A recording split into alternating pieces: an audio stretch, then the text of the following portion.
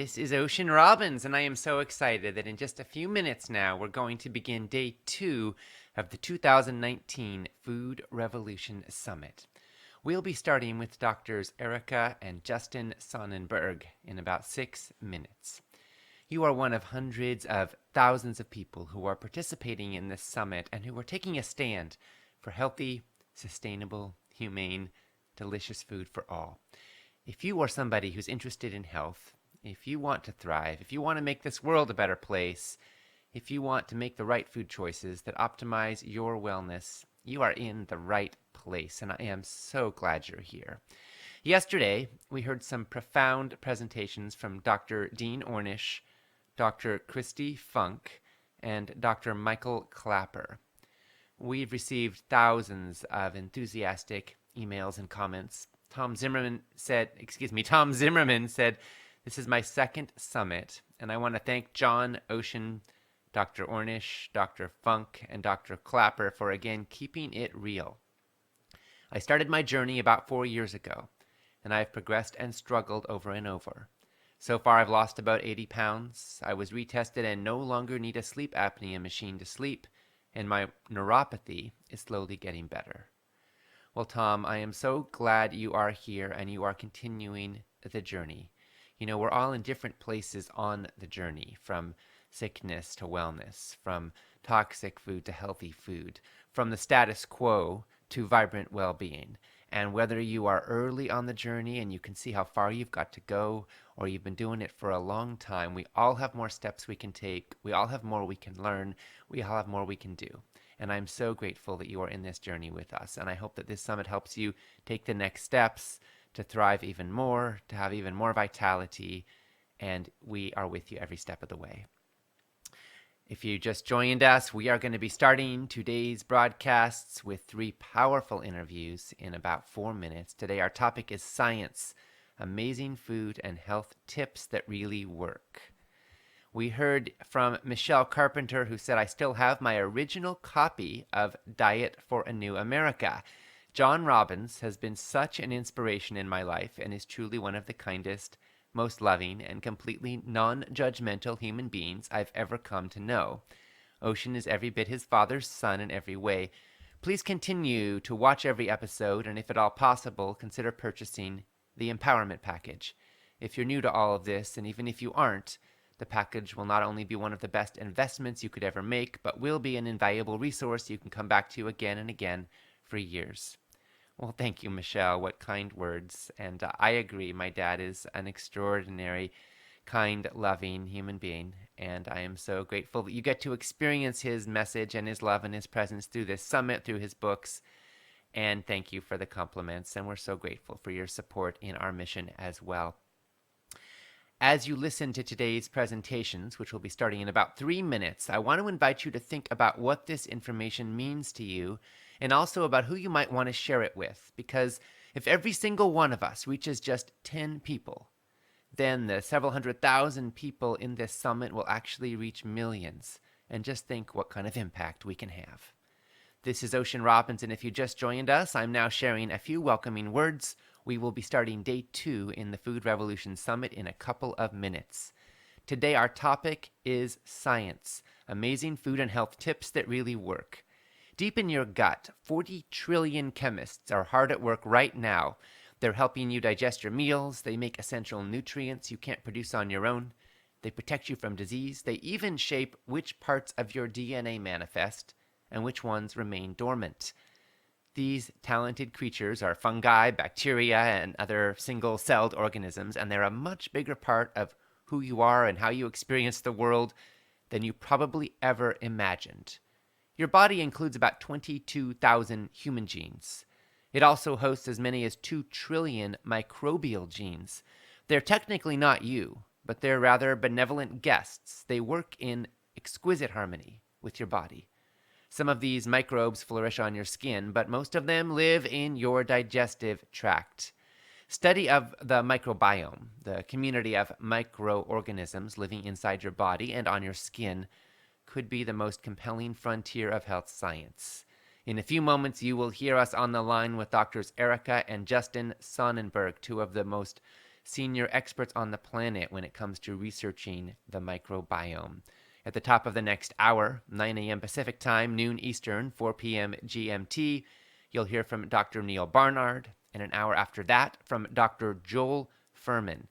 Each of these food luminaries will be interviewed by my dad and colleague, best-selling author John Robbins, and after every interview, I'll be on the line to bring you my top takeaways and reflections, to sharing questions and answers, and to give some bonus tools until the next interview begins.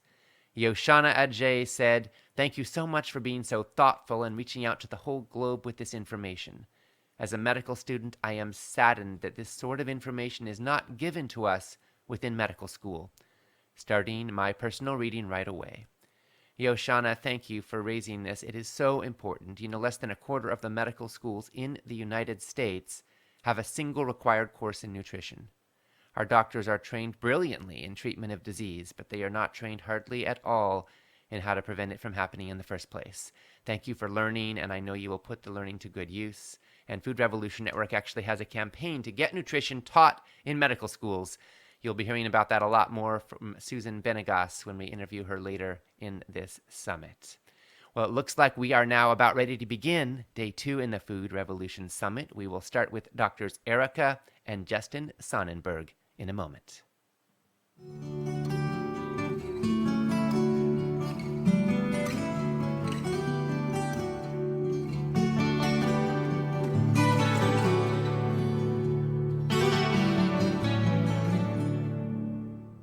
Welcome to the Food Revolution Summit, where we explore how you can heal your body and your world with food. This is Ocean Robbins, and I am joined by my dad and colleague, John Robbins, in welcoming our guests, Erica Sonnenberg, PhD, and Justin Sonnenberg, PhD. Erica is a senior research scientist, and Justin is an associate professor, both serving in the Department of Microbiology and Immunology at the Stanford University School of Medicine. Together, the Sonnenbergs are authors of The Good Gut, Taking Control of Your Weight, Your Mood, and Your Long-Term Health. Their laboratory at Stanford is world-renowned, and they've conducted leading-edge research, which has been published in numerous peer-reviewed medical journals, to further the understanding of how your microbiome works, how it impacts just about every aspect of your health, and how simple lifestyle changes can make a profound difference. So now, Erica and Justin, my dad and I feel thrilled to have this time with you. And now, for this interview, I'm going to hand it over to my dad and colleague, John Robbins. Well, thank you, Ocean, and thank you, Justin, and thank you, Erica, for being with us today. Great to be with you. Yeah, thanks for having us.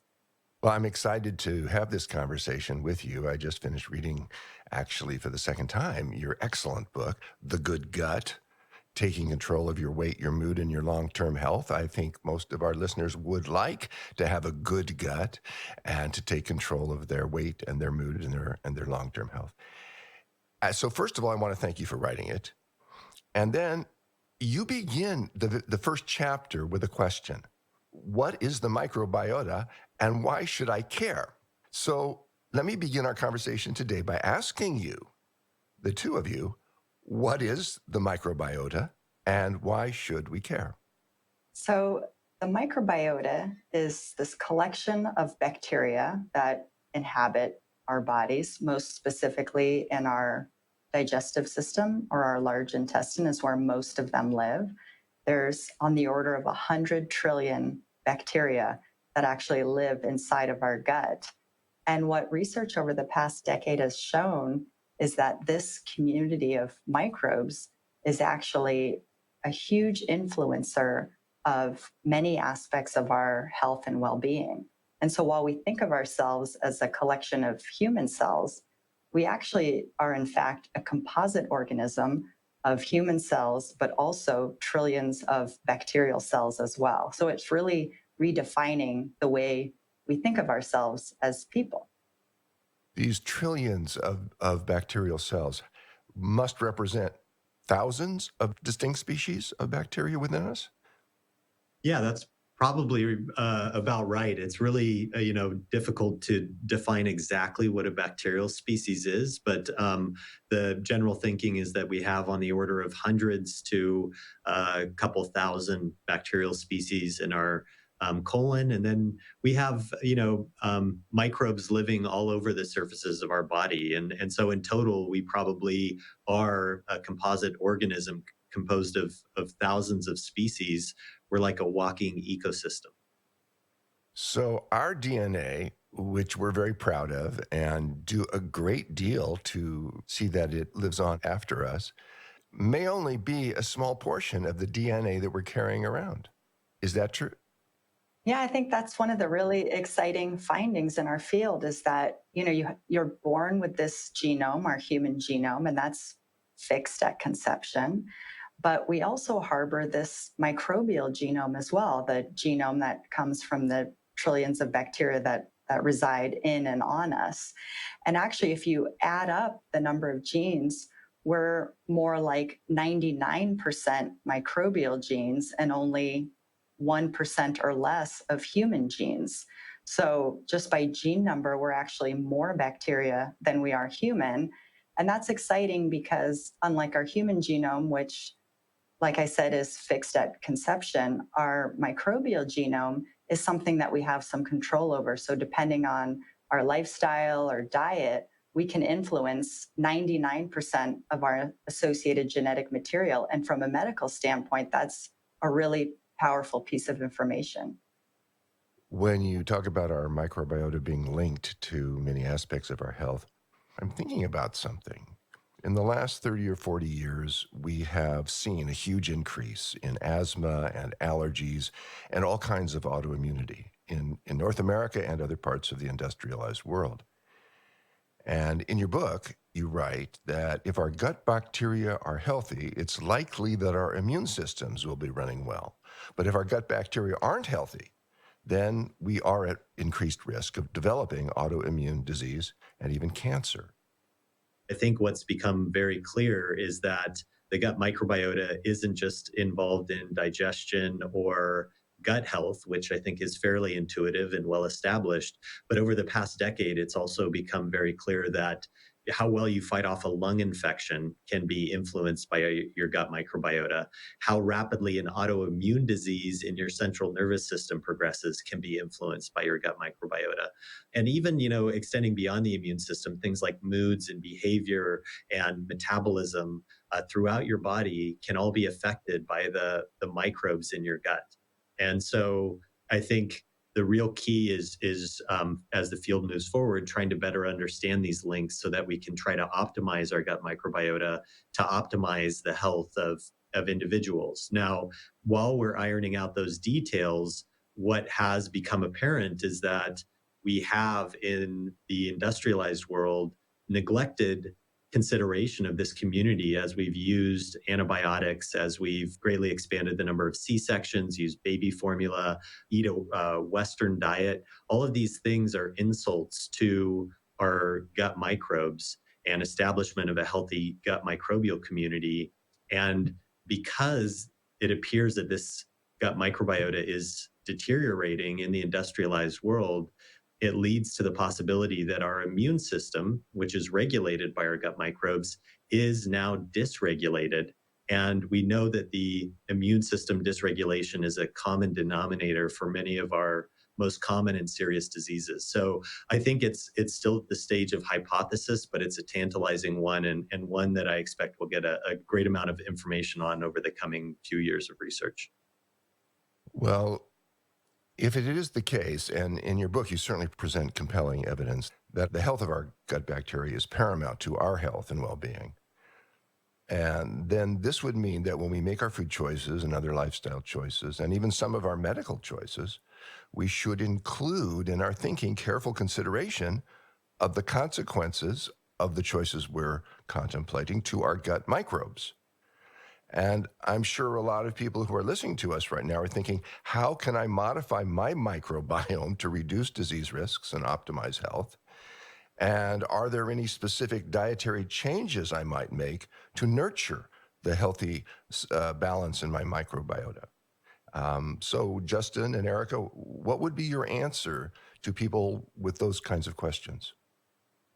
Well, I think one thing that's really important for people to think about is, our whole lives we've been taught that bacteria are bad. They cause infections, they make us sick. And this is why we, wash our hands all the time, why we're taking antibiotics so frequently. I think people need to understand that bacteria in general aren't all bad. We've been trained from the time that we're young to think of microbes as something that causes disease and we want to get rid of through sanitation and hand washing and antibiotics. And all those things have been amazing at reducing infectious disease burden and has saved countless lives. But we need to start thinking about ways that we can nurture the good bacteria, the majority of the bacteria that we harbor, and how can we make those bacteria as healthy as possible to therefore improve our own health. And a lot of what our lab is trying to figure out is mechanisms by which we can improve the health of the community of microbes in our gut. And one of the things that we've found, which has been a very potent lever to influence this community of microbes living in our gut, is diet.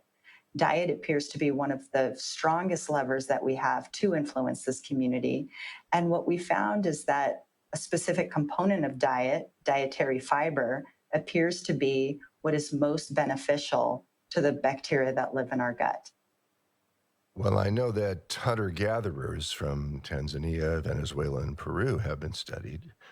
I think you've been part of those studies, and have been found to have microbes that are remarkably similar to one another, even though they live in different parts of the world, and yet are very different from those in us living in the industrialized world.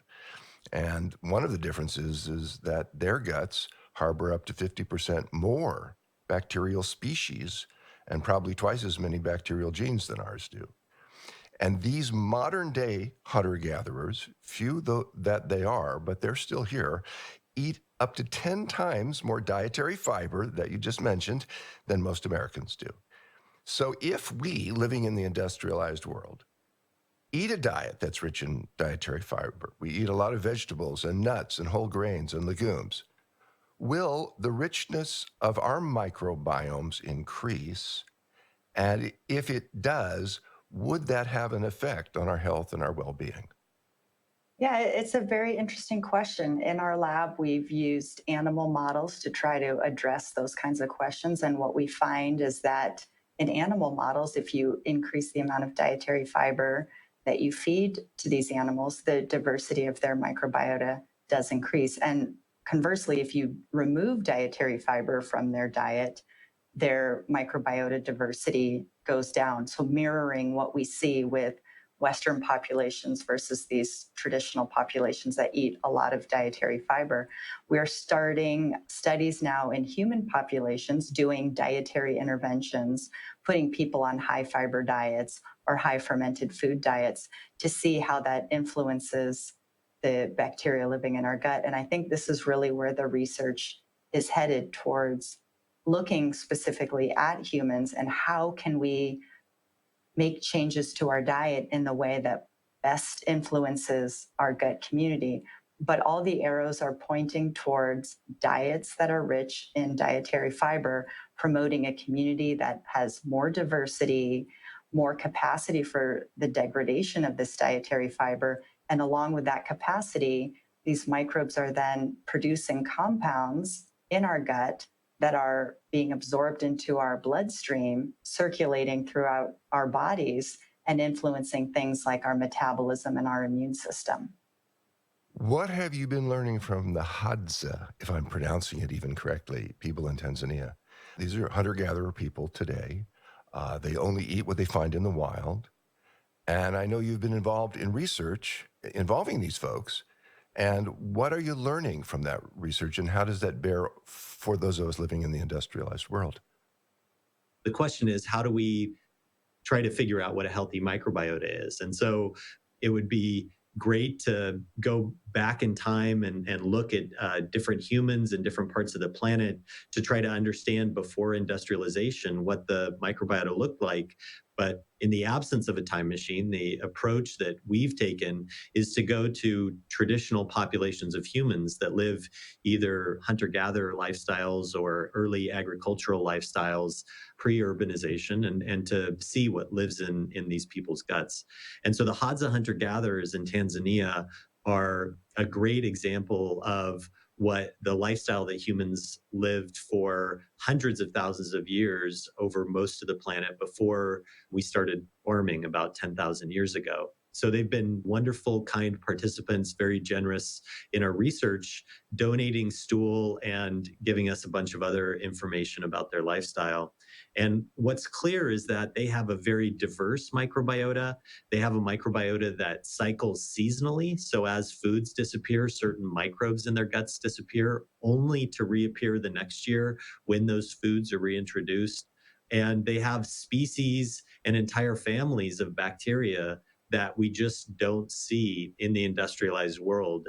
And yet they're free of Western diseases. They live a long period of time into their 60s, 70s, sometimes longer. They don't have a lot of the diseases that we suffer from in the industrialized world. And so it begs the question, these missing species that we don't see in the industrialized world, could they be part of regulating the Hadza biology in ways that prevent these diseases? And I imagine, can those species that are missing in us that they still have, somehow, can we develop them? Can we create a milieu that's conducive to their growth in us? Can we bring them back in a sense, or have they gone, from our point of view, extinct? And I'm also thinking about the amount of fiber that people like the Hadzas get. I've seen one study that said they get more than 6 times as much fiber in their diets as most of us do. We're not going to become hunter-gatherers today, but at least most of us aren't. But I keep thinking about, what can we learn from these folks that we can apply in our lives in the modern world?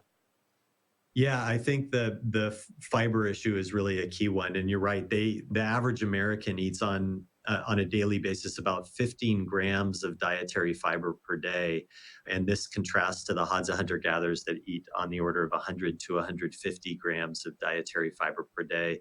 And the reason that dietary fiber is so important to the gut microbiota is that most of our gut microbes live in our large intestine, at the end of the line, basically, of our digestive tract.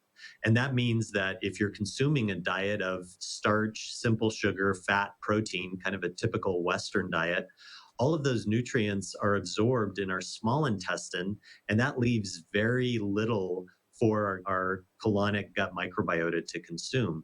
Whereas if you're eating a complex, carbohydrate rich, plant based diet full of dietary fiber, those complex carbohydrate structures are indigestible in our upper GI tract. They pass to our lower GI tract and serve as the major fuel to drive metabolism of the gut microbiota. And so we really think that this fiber gap, this deficiency of dietary fiber, results in a starving microbiota in the industrialized world. So we need to eat more fiber, and I imagine more types of fiber as well. I'm speaking, of course, about dietary fiber, not sawdust.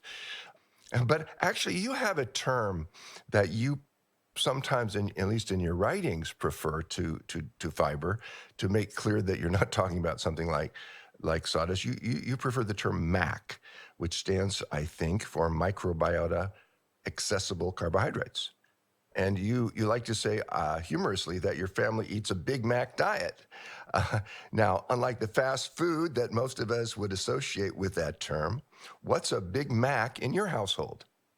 Yeah, so we coined this term microbiota accessible carbohydrates, or MACs, to distinguish between dietary fiber that is just for bulking and helping, with digestion as far as transit time. So people are familiar with types of supplements that you can take, like Metamucil, if you're constipated, and that will just help your digestive system kind of get back on track. But we wanted a term that specifically referred to the complex carbohydrates that the bacteria in our gut ferment. So that's the food they eat. Why that's important is that as the gut bacteria eat this type of fiber, these MACs, they produce these small molecules. That's sort of their waste products. And those are the products that our body can then absorb. And that's part of the communication between the bacteria that live in our gut and the rest of our body. It's a way that our body uses to sense, what is happening in our gut, what is this bacterial community communicating.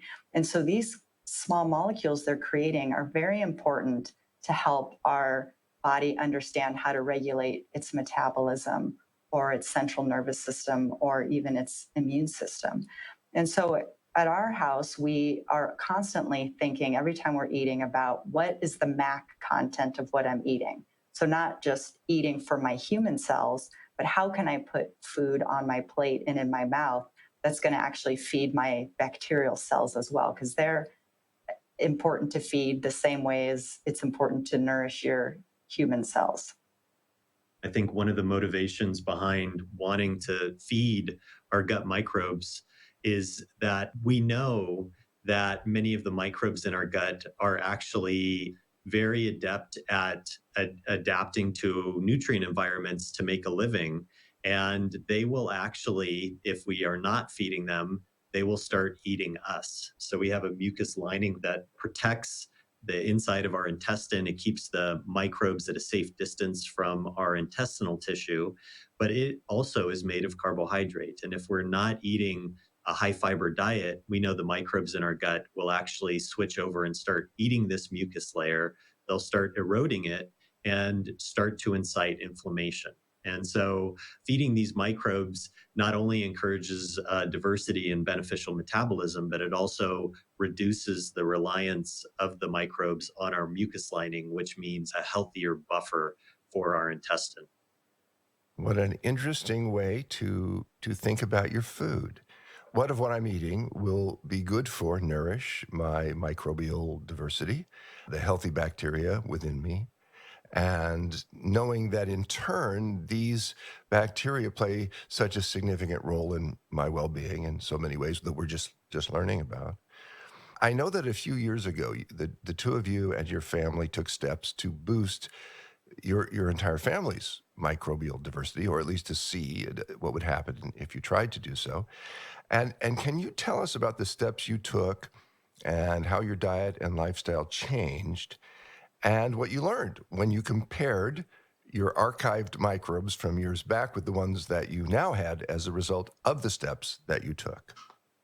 Yeah, absolutely. So, this knowledge of the major importance of dietary fiber and diversity in our gut microbiota has driven us to do many things to our diet and lifestyle to try to increase a diverse and healthy microbiota.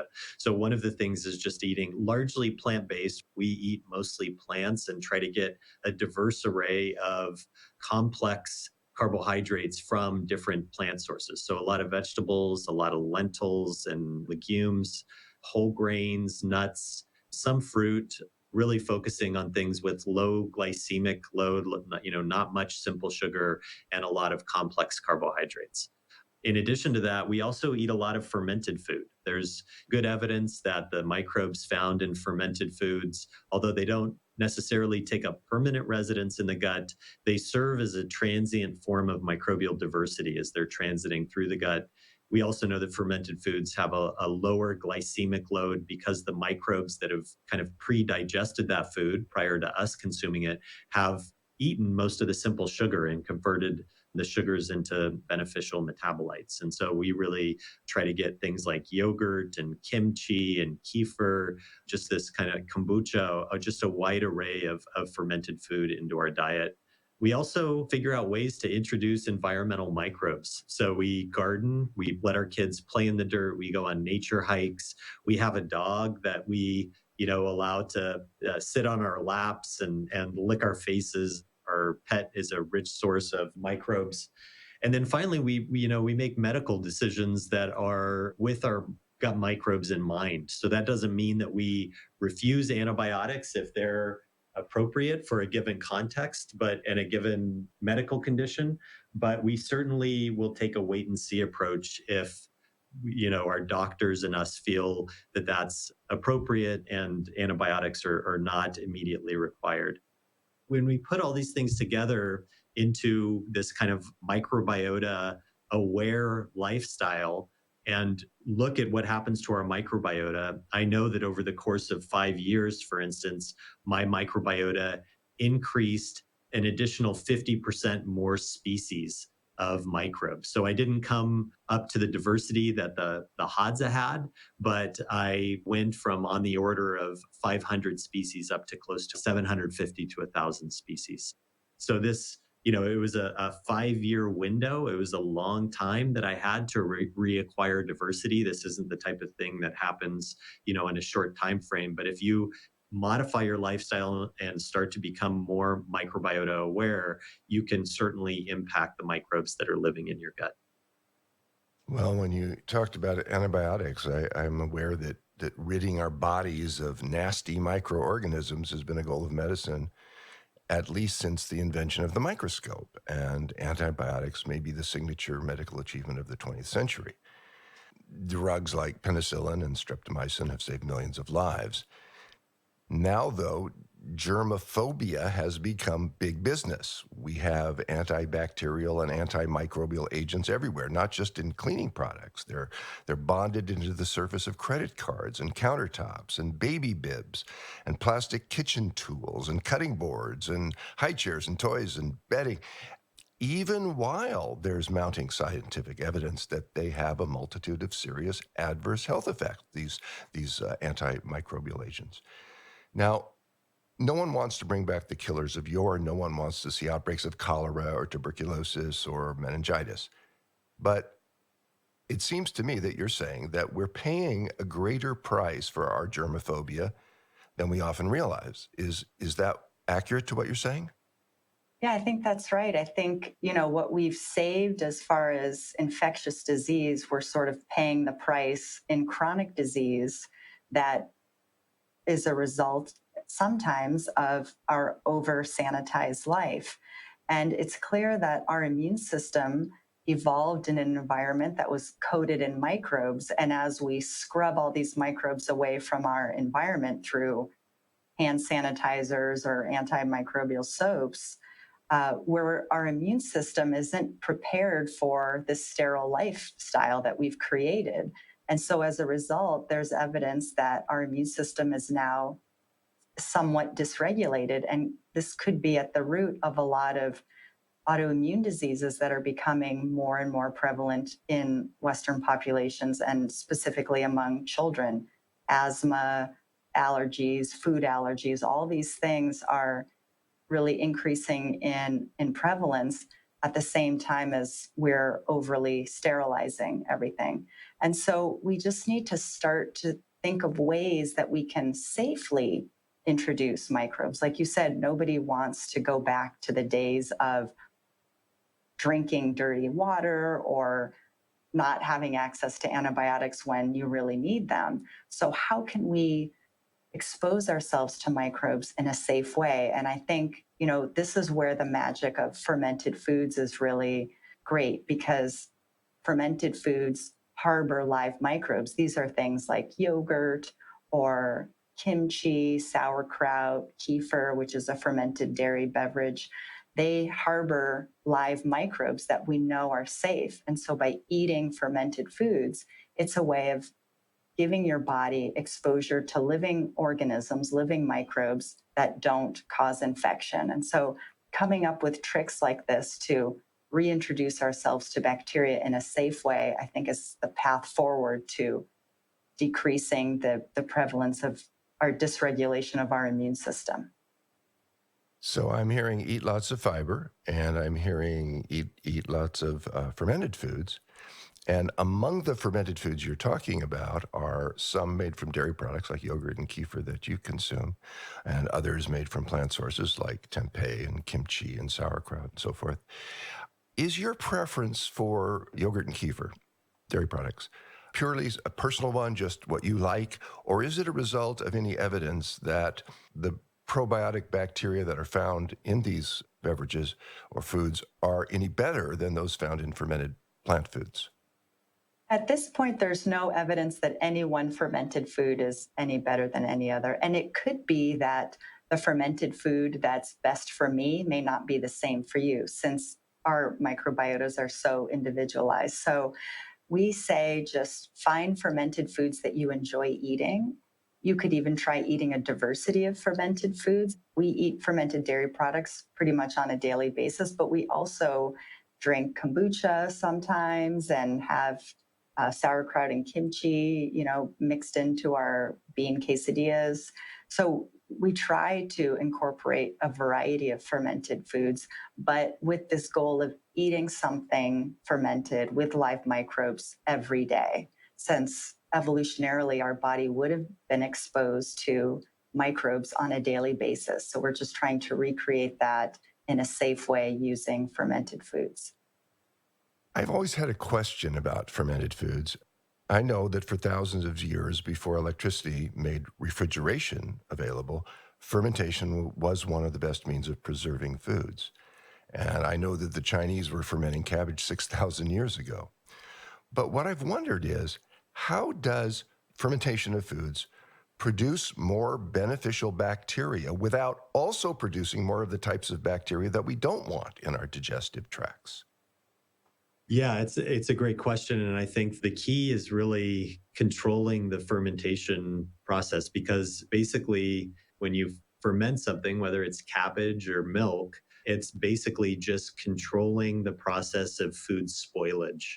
And if you don't take control of the microbes that are there to ferment the food, you could get microbes growing that are pathogenic, that are problematic for people. And so really the inoculation of food with microbes that we know are safe, or creating conditions through salt and acidity that we know foster the growth of beneficial organisms, that enables us to make sure that we're not going to be eating food that's tainted with toxins or pathogenic bacteria. And so it's really that controlled fermentation as a means of spoiling food with beneficial microbes or non-harmful microbes that is the key to this being something that's compatible with a healthy microbiota. Well, thank you. And the other dietary advice I'm hearing strongly is to eat more fiber. A lot of people don't actually know where fiber is found in foods. I saw a recent poll that said that 35% of people thought that steaks were a great source of fiber. And of course, meat has no fiber. But carbs have gotten a bad reputation of late. And when you realize that the vast majority of carbohydrate containing foods eaten in the modern world today are in the form of products made with sugar and white flour and other highly processed foods, it's understandable that carbs might have gotten a bad reputation. But it's the case that lollipops and lentils both contain carbohydrate, and they have very different effects in the human body. So, what can you tell us to help explain the value of complex carbohydrates in our diets? Yeah, so you're right. Carbohydrates can be a very loaded term, and you hear lots of people say, "Oh, I'm staying away from carbs," or "I'm not eating any carbs." And I think people need to understand you can really put carbohydrates in sort of two buckets. One is the simple carbohydrates, the type of carbohydrates that make food taste sweet. So sugars are example of that, but even starches, simple starches. And those types of carbohydrates are very easily digestible in the upper part of our digestive system. So those are the types of carbohydrates that cause an increase in blood sugar and can lead to insulin insensitivity and these kinds of, the beginnings of type 2 diabetes. Complex carbohydrates are sugars that are attached in a way that resists digestion. So these complex carbohydrates, our human genome doesn't encode the capacity to degrade these. And so because of that, they transit our digestive system almost completely intact until they reach our large intestine or colon. And this is where our bacteria really come into play, because they are exceptional complex carbohydrate degraders. They harbor thousands of genes for degrading these plant based complex carbohydrates.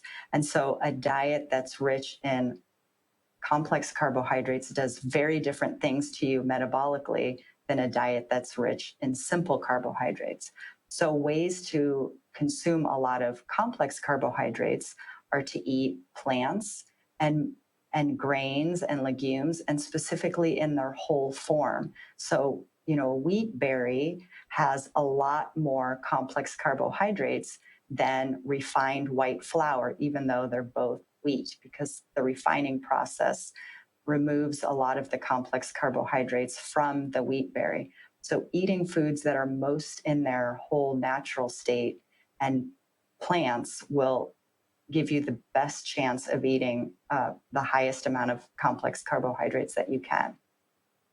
Well, there are today voices saying that we should avoid all grains, even the whole ones. And my view on that is that we are each metabolically and biochemically unique. And I might add to that now that we each have our own unique microbial populations within us. And so it may be that grains in general or wheat in particular could be contraindicated for some people. I see gluten intolerance as a real concern, even while I know it's a patient-driven diagnosis and we don't have objective tests to assess it. But there definitely are people who report that their symptoms resolve when they remove gluten from their diet, and their symptoms return when it's added back. And I take that seriously. And I've wondered why that is. And also why the incidence of food allergies are so much greater today than they were, say, 30 or 40 years ago. And I've wondered if something has changed in North America and in other parts of the industrialized world that could help explain these changes. And what I'm hearing from you is that it could be the alterations in our microbiomes that could be the underlying cause of all this. What's your thoughts and feelings on that? Yeah, I think that you're exactly right that there is definitely an increase in food allergies and other allergies that has happened over time. There are many more kids early in their life that experience allergies. I think about the bag of EpiPens that accompanies children on field trips now, which it wasn't like that when I was a kid. So, there's obviously something progressive going on, something that's happening to our immune system. And I think that the possibility that we have a microbiota that is misregulating our immune system is high. I mean, I think that we probably have a microbial community that is lending to being prone to many of these allergies. But I think at the same time, particularly the non-celiac gluten sensitivity is one of these really perplexing things. And I know many people also that have removed wheat from their diet and they say they feel much better. In most cases that I know, people are removing wheat entirely. They're not removing just gluten because that's hard to do. And most of these people don't do just a gluten challenge afterwards to see if it is actually gluten rather than products that contain wheat. And I think that the thing that we have to consider, at least in some of these cases, is the possibility that when individuals remove wheat from their diet, they're also potentially just improving the quality of their diet. They're paying more attention to it. If you eliminate wheat, you may be eliminating a lot of processed foods or a lot of products that have refined wheat with just the very simple starchy flour and not something that's whole grain. And so it may actually be that if you were to remove products that contain wheat from your diet, you may feel a lot better and it may have nothing to do with gluten. And so, I'm sure that doesn't explain everything, but I think it's something that we have to keep in mind that just eliminating wheat from your diet from the average American could result in a much healthier diet just by elimination of refined foods. And one thing that I'll add to that is it's clear if you look at human populations around the globe, there's no one human diet. But I think just this focus on how can we get more plant-based dietary fiber in whatever form that takes is something that we need to be focused on. So if grains and legumes are something that, for whatever reason, don't seem to match the individuality of your genome or your microbiome, finding foods that are rich in dietary fiber that you do feel good after you eat is really, the most important thing. So not being so focused on where that comes from, but just trying to eat as many plants as possible to get yourself that dietary fiber that your microbes so desperately crave. I'm thinking about something you wrote in your book, which is that people with more diverse microbiomes tend to be leaner and tend to have better metabolic function. And conversely, if your diet's poor in fiber, then you're starving your microbial self.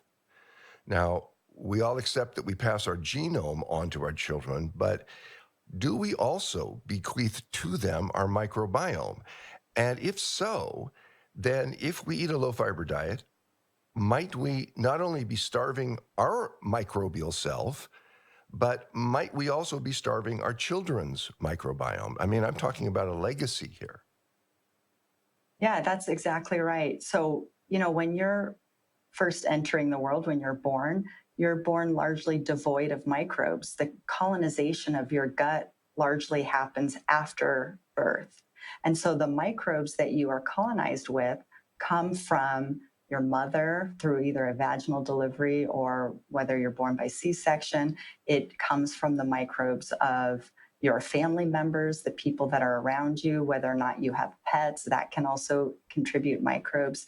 And so people need to understand that when you foster a healthy microbiota, you're not only improving your health, but you're also improving the health of further generations because you pass those microbes on to your children or your grandchildren. So it really is something that can impact generations down the road.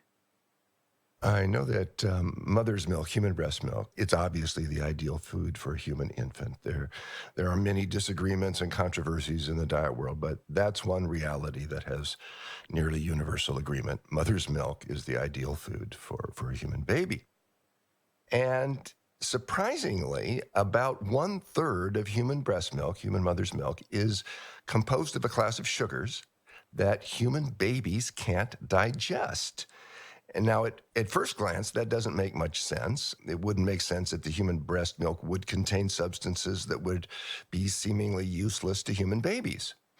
But is it possible that the sugars in mother's milk that human babies can't digest are there specifically to feed the beneficial bacteria that live in the baby's intestines? Yeah, that is not just possible. It is one of these basically proven facts now. We know that bifidobacterium is one of the major groups of bacteria that inhabit in breastfed infants' gut, and that one of the major functionalities that is fairly specific to this group of bacteria is the ability to consume what we refer to as human milk oligosaccharides, the basically dietary fiber surrogate that mothers secrete in their breast milk. And so the fact that the bifidobacteria are so good at consuming these complex carbohydrates suggests that they're in breast milk. These compounds are in breast milk to help recruit beneficial bifidobacteria to the developing infant gut. And so now it leads to this big conundrum, which is when you have a formula fed baby, how do you supplement with something that can help foster a healthy microbial community? And that's a challenge that we've got to face. When you mention beneficial bifidobacteria, I'm thinking about probiotic supplements, and they're becoming increasingly popular. They're no longer only found in health food stores or in health practitioners' offices. They're becoming very widespread in the culture. Do you know, though, in what situations they make a positive contribution to our health and which ones are the most effective? Yeah, so this is, one of the things in the field that has proven really challenging, which is defining lists of bacteria that are good or bad, and then understanding if you have bacteria that are good, what are the different beneficial properties that they bring to the host? I think for bifidobacteria, it's very clear that there's a specific subset of bacteria known as Bifidobacterium infantis that is associated with healthy babies' guts and is also known to utilize these human milk oligosaccharides. And so that's one of the species that we would say is definitely supposed to be in an infant's gut as it's establishing. Now, there's a whole list of other bifidobacterial species. Most of them actually are not very adept at utilizing human milk oligosaccharides, but they still reside in the gut and have been packaged into supplement form by probiotic companies. We don't really know the benefits that these confer. What we do know is that in most instances, these microbes are not harmful. And so I think that, much of the probiotics industry is operating on the assumption that these microbes are not harmful and may provide benefits. So why not take them? And so I think that's the case. That's kind of our state of understanding for most of the bifidobacterium species that are not Bifidobacterium infantis. Do you take probiotic supplements? We don't. We have in a few instances, for instance, after antibiotics or something like that. Occasionally, when we're traveling, we might take probiotics, but just on a daily basis, we get our microbes from fermented foods. And it's known that many of the probiotic bacteria that are found on supplement shelves are basically derived from fermented foods and then packaged into capsules. And so I think that, if you eat a lot of fermented foods, it's another way of exposing yourself to these probiotic bacteria. Is there anything else you would like our listeners to know that we haven't had a chance to talk about?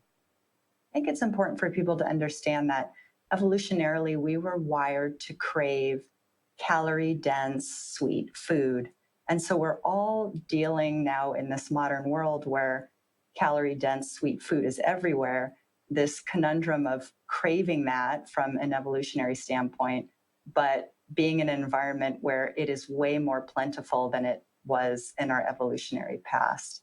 And so I think people need to really educate themselves and constantly be thinking about ways of eating healthily, because the default isn't that. The default is to go for, the delicious looking donut and not the kale salad. And I think people just need to be aware of that we are living in this world that is so far removed from our evolutionary past, and making smart decisions for food is usually not going to be the default. We just have to be constantly reminding ourselves that we need a plant-rich diet to keep ourselves as healthy as possible. Well, thank you for that reminder. Erica and Justin, you're showing us that our microbiomes can be altered throughout our lives by the choices we make, and that many of those choices are within our own control, and that the microbiome has a plasticity that provides us with opportunities to shape it in ways that can optimize our health. And you're showing us that if we care for our microbes within, who actually are our partners throughout our lives, who are an intimate and profoundly important part of our lives, if we nurture them, then they will in turn protect us and help us to live the most optimally healthy lives that we can. And I think that is a really important message for people to understand. And on behalf of Ocean and myself and everyone involved in the food revolution, I want to thank you for your work, your commitments, your profound insights, and of course, for being with us today. Yeah, thanks so much for having us. It's wonderful to be with you. Yeah, thanks a lot. We've been talking with Doctors Erica Sonnenberg and Justin Sonnenberg, leading researchers in the Department of Microbiology and Immunology at the Stanford University School of Medicine. And they are the authors of the fabulous book, The Good Gut, Taking Control of Your Weight, Your Mood, and Your Long-Term Health. Erica and Justin, the microbiome may be the most compelling new frontier of medical science, and you are on its leading edge. We thank you for your deeply informed insights, for your brilliant research, for your wise guidance, and for your partnership in the food revolution. Thank you. Thank you.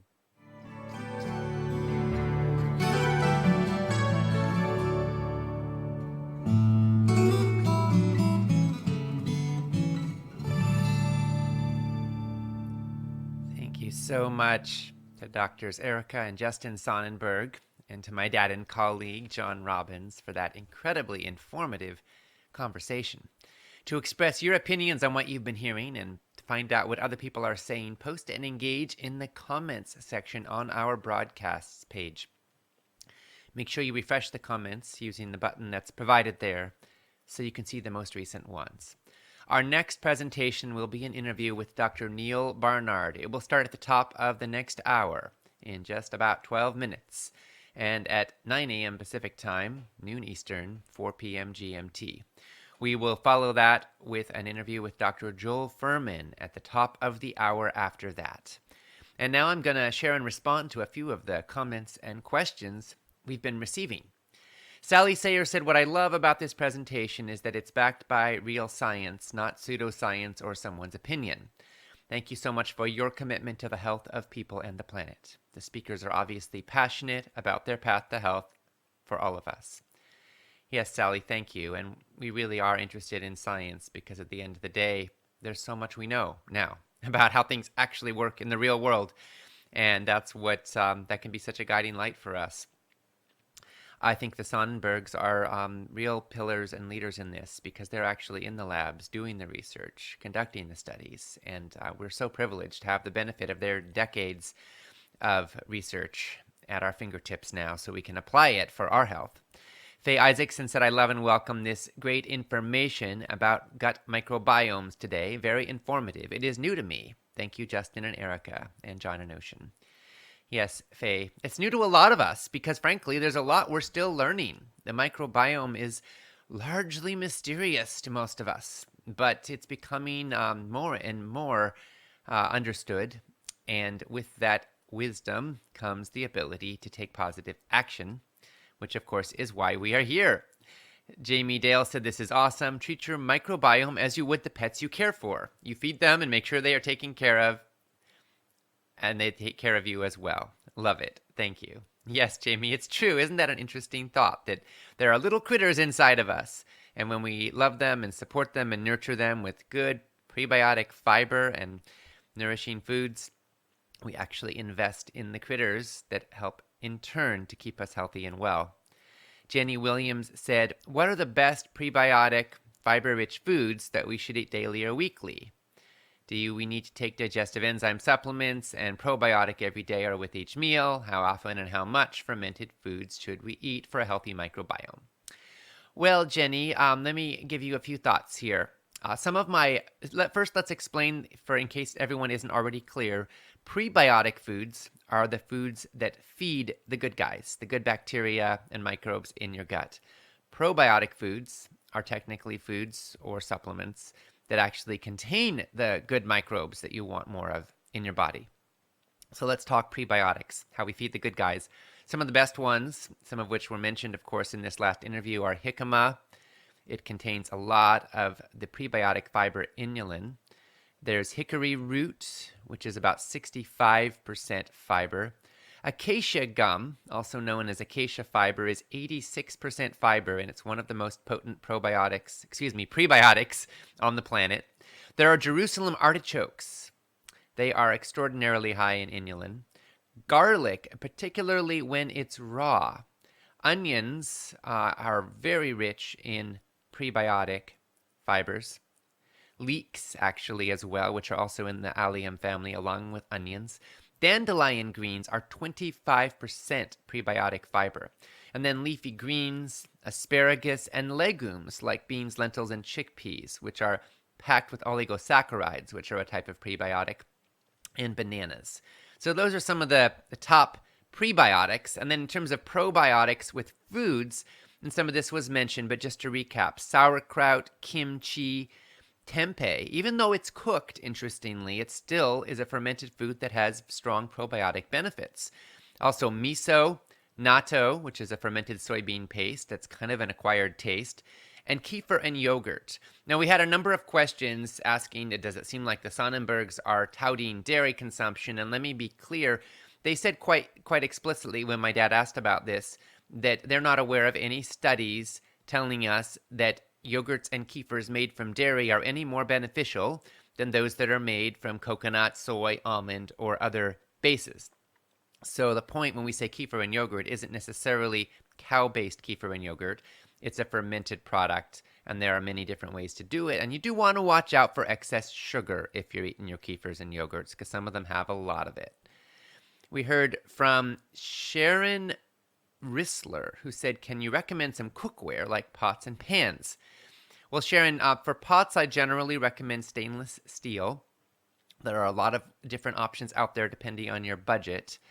And in terms of saute pans, I do recommend getting away from the typical non-stick materials we see out there because they can degrade and they can off-gas and they can cause significant problems. Essenso makes an enameled cast iron skillet frying saute pan that is made of a 4-layer durable enamel.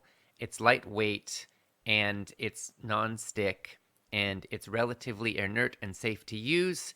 And it helps you cook without added fat or oil. Again, that's from Essenso, E-S-S-E-N-S-O. There are many other options out there as well, of course.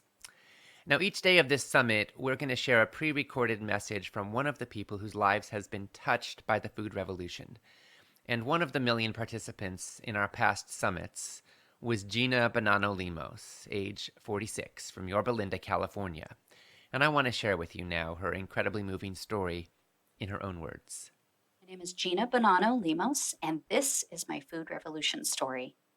I'm a 43-year-old mother of 2, and I have never been in better health or had more energy in my entire life. I'll admit this wasn't always the case. Since childhood, I've struggled with colds and flus, debilitating allergies, asthma, strep throat, you name it. I mean, it kept me from going to school and from being with my friends. And my health issues continued and then worsened in my 20s after I had my first child.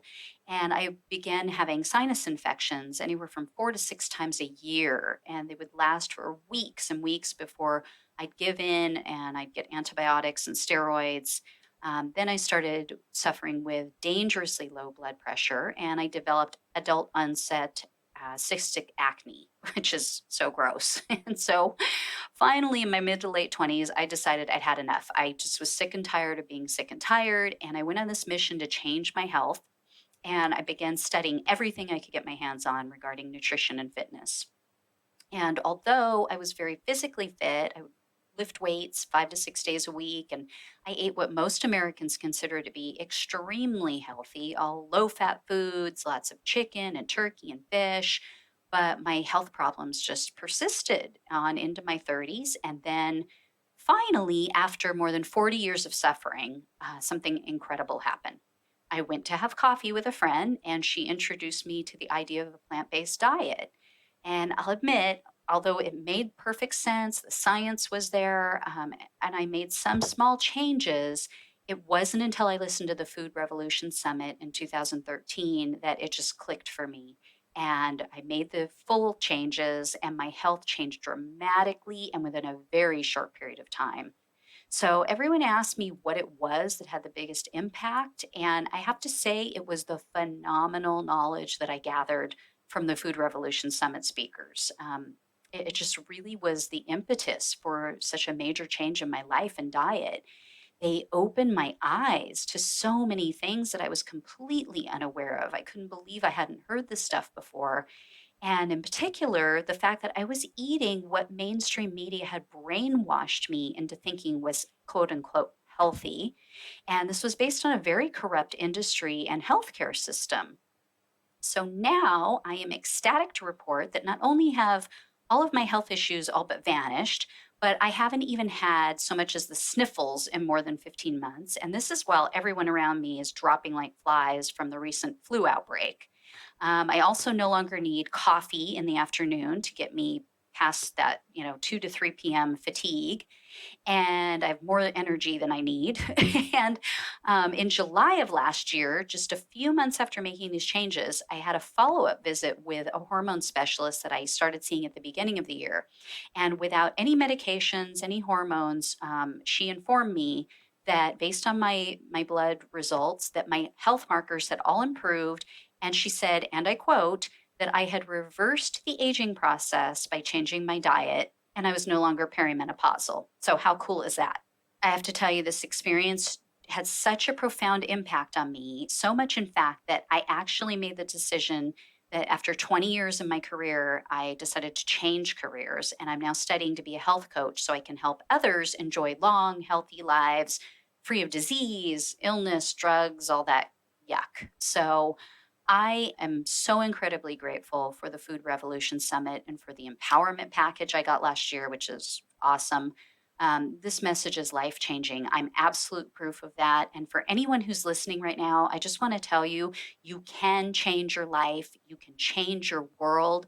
This stuff is real. It absolutely works. And I will be forever grateful and inspired to help spread this message of hope and healing to anyone who's willing to listen. So thank you, thank you, thank you. Thank you to Gina Banana Limos. Yes, you can change your life. You can change your world. This is real, and it really works. We heard from Hania, who said, I have been looking forward to the summit since the day I registered. My Saturday was quite busy, so I was unable to listen to the first day presentations as they aired. I tuned in late in the evening around 11 p.m. Despite being tired, I stayed up and listened to all 3 segments. Late night indeed, but so very worth the time spent.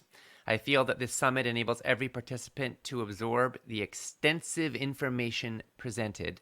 This application element is so often lacking in other presentations, productions, and summits, leaving the viewer wondering, what can I do now? Creating little incentive for change. You are without a shadow of a doubt, positively impacting countless lives, my family's included. I plan to share the link to this summit with everyone I know. It will be time very well spent. Well, Hania, thank you. And we want to help you to absorb it all for life without having to stay up late unless you want to, because we're going to gift you with an empowerment package. So you will own the MP3s, the transcripts, the action checklists, and all the bonuses for life. Congratulations. Our team will follow up with you. And now it's time for us to move to the next segment of our broadcast, an interview with Dr. Neal Barnard. Here we go.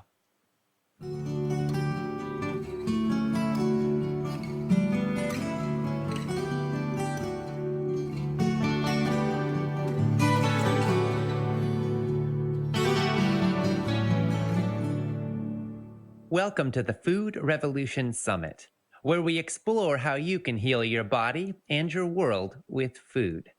This is Ocean Robbins, and I'm joined by my dad and colleague, John Robbins, in welcoming our guest, Dr. Neal Barnard.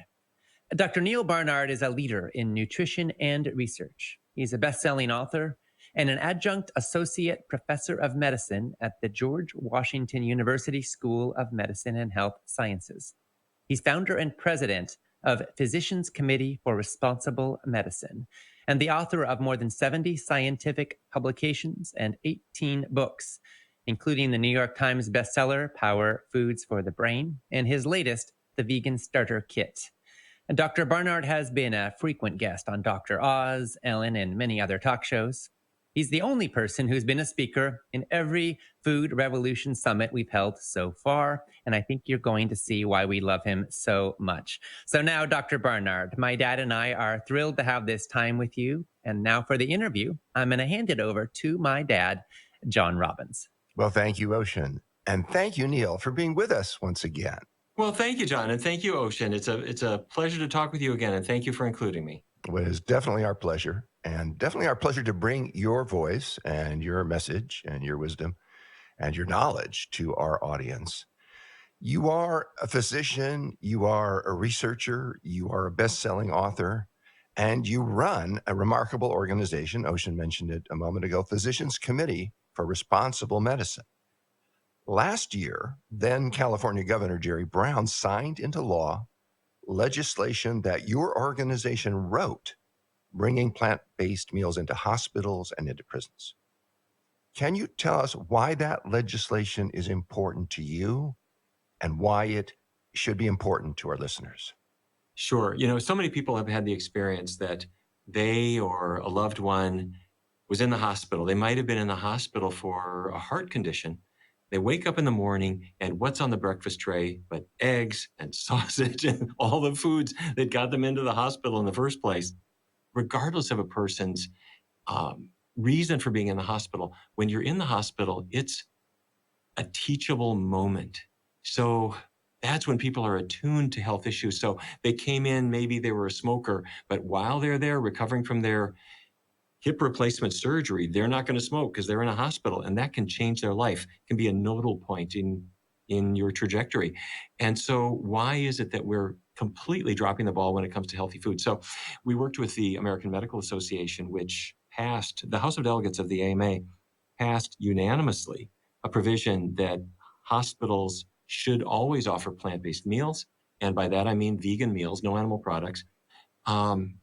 And actually, the AMA went further and said they should throw out certain foods that hospitals should never serve: bacon, sausage, ham, hot dogs, deli slices, these processed meats that are linked to colorectal cancer. The American College of Cardiology did the same. So we brought it to Sacramento and said, let's make this a law in California. And as you said, Jerry Brown signed it. And it's now the law in California that if you're in a hospital and they do not offer plant-based meals, that's against the law. And the same is true in prisons, that prisons must serve plant-based meals as well. And so now everybody's in the process of implementing this. And I think it is such a great thing. Now the doctor just has to say, here's the options on the menu. Here's the one that I recommend. And while you're there, you can learn a few new things and hopefully stay out of the hospital a little bit longer. That really is a great thing. And I appreciate, Neil, how long and how hard you've worked to improve the quality of food served in hospitals. It's really important. I want to ask you now about another topic. It's related, about how the food we eat influences our hormone balance. When it comes to hormones, we know that fiber in our diet has critical importance. Our livers filter our blood, pulling out things that don't belong there, like too many estrogens or medications.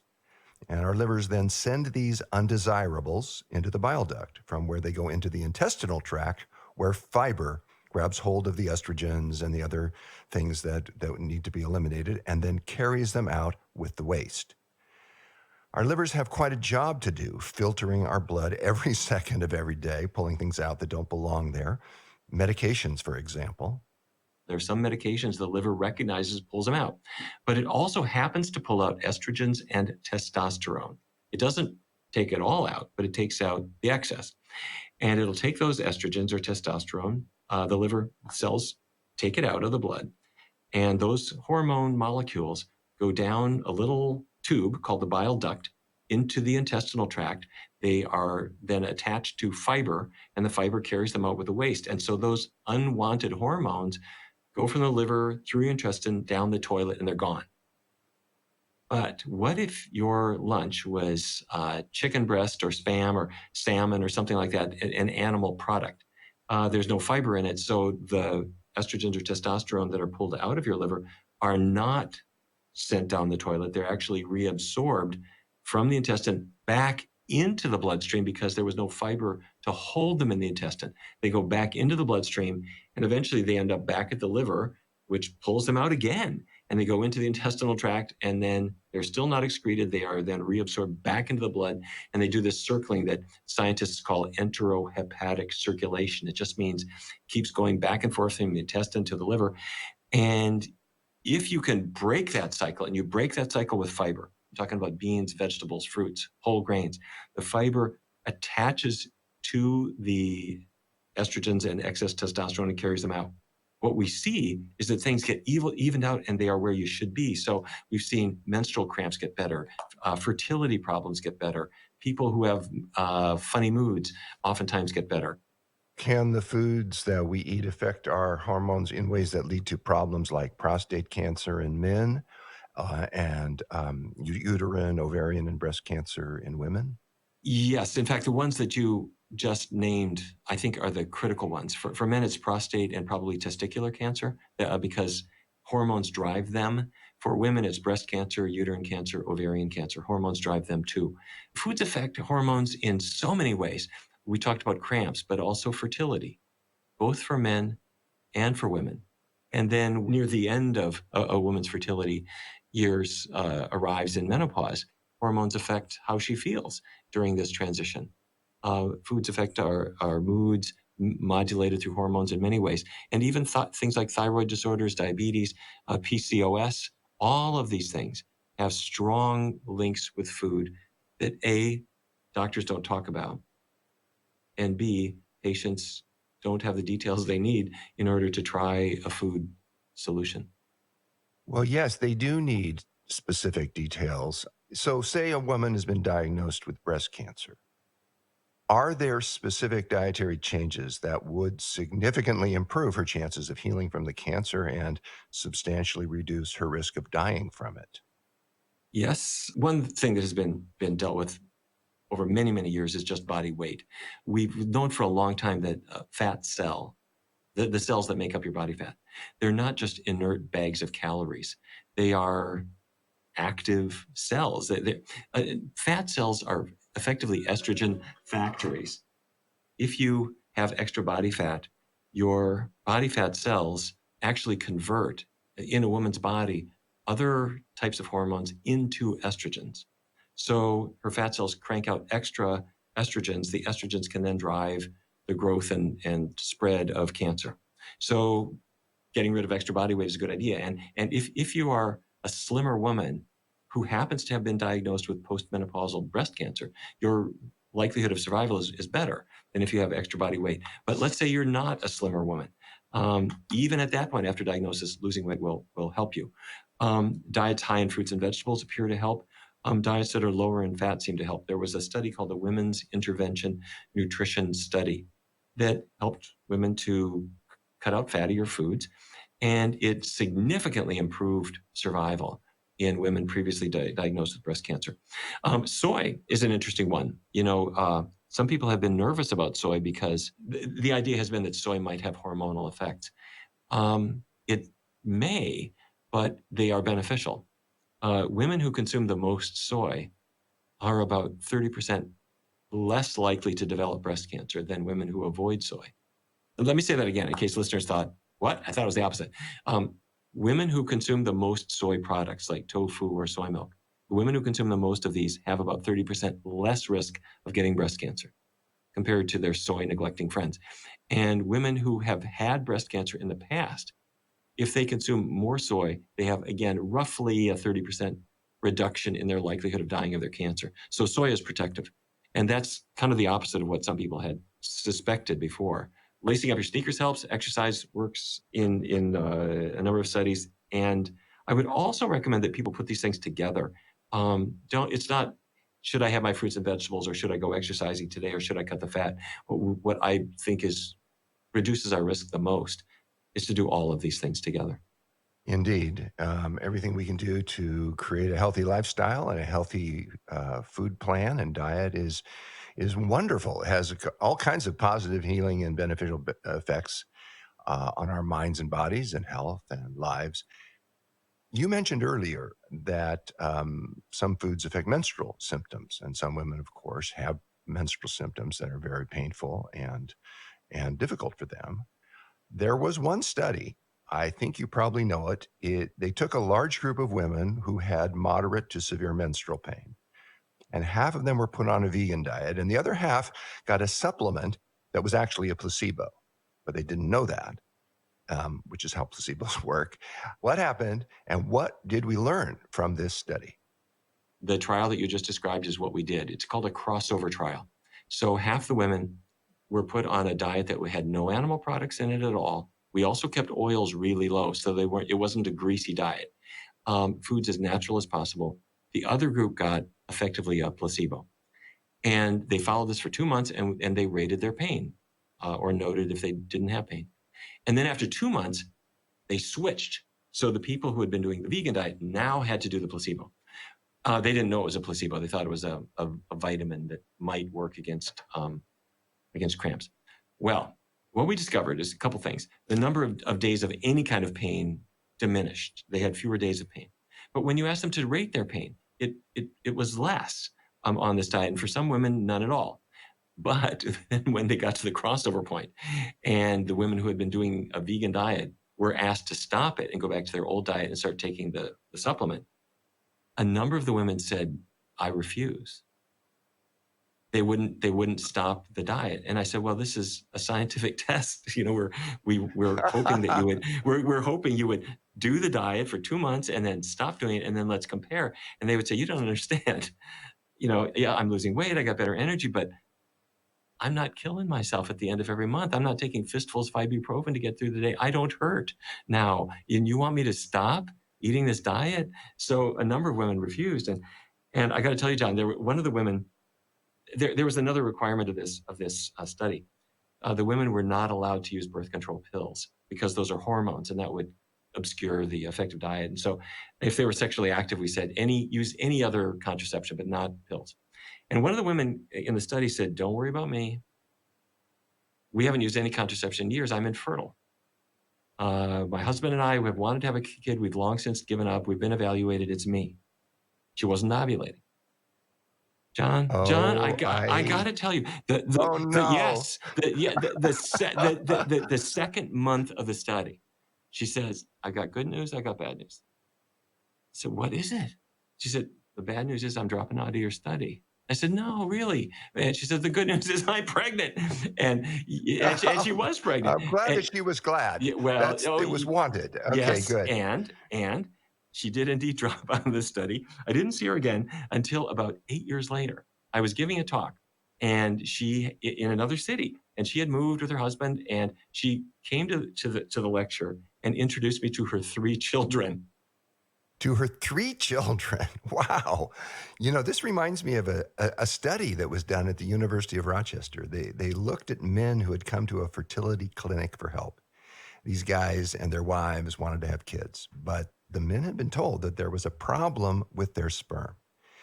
The study found that the men who consumed the most cheese had the lowest sperm counts, the lowest sperm morphology, and the worst sperm motility. There have been other studies, too, that have found strong correlations between dairy consumption and a decline in male fertility.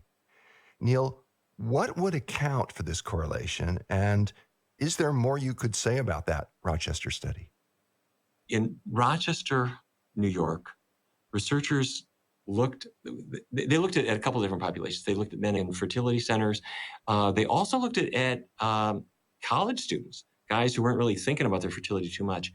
And what they've discovered is that the more specifically cheese, I'm not talking about yogurt for the moment, I'm not talking about ice cream or milk, specifically cheese, that those males who consumed the most cheese had the worst fertility.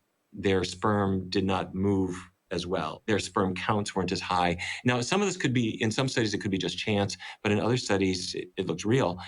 And you think, well, why would this be? Why dairy and why cheese? And our hypothesis is this. Dairy cows are pregnant. They're impregnated every year because when pregnant cows give birth, they maximize their milk output. Obviously, you maximize it by impregnating them every year. The cow's pregnancy is about 9 months, similar to human being. And apart from all the ethical issues of that, they're artificially inseminated, which they don't volunteer for. Their calves are taken away, which has psychological effects on them and their calves. Frankly, it's a gruesome business. But there's a whole physiological side of this, that the cow is pregnant. And as the pregnancy advances, she's putting out more estrogen that gets into the milk.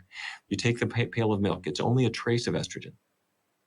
But as the milk is curdled to make cheese, you express out the water, and the fat, which is where the estrogens reside, is concentrated in the cheese. So it's still only traces. But if you want to have estrogens in a food, cheese is where you want to look. And it's not a lot, but the average American eats 35 or more pounds of it a year. And fertility is a very delicate thing. I remember a study at Penn State University where researchers tested cow's milk samples for estrogens. And they found that the further along in her pregnancy the cow was, the more the hormone content in her milk would increase. And the difference over the course of her pregnancy was really dramatic. In fact, over the course of pregnancy, the amount of estradiol, for example, one of the key estrogens in milk, jumped 17-fold. And estrone, another key estrogen, rose 45-fold.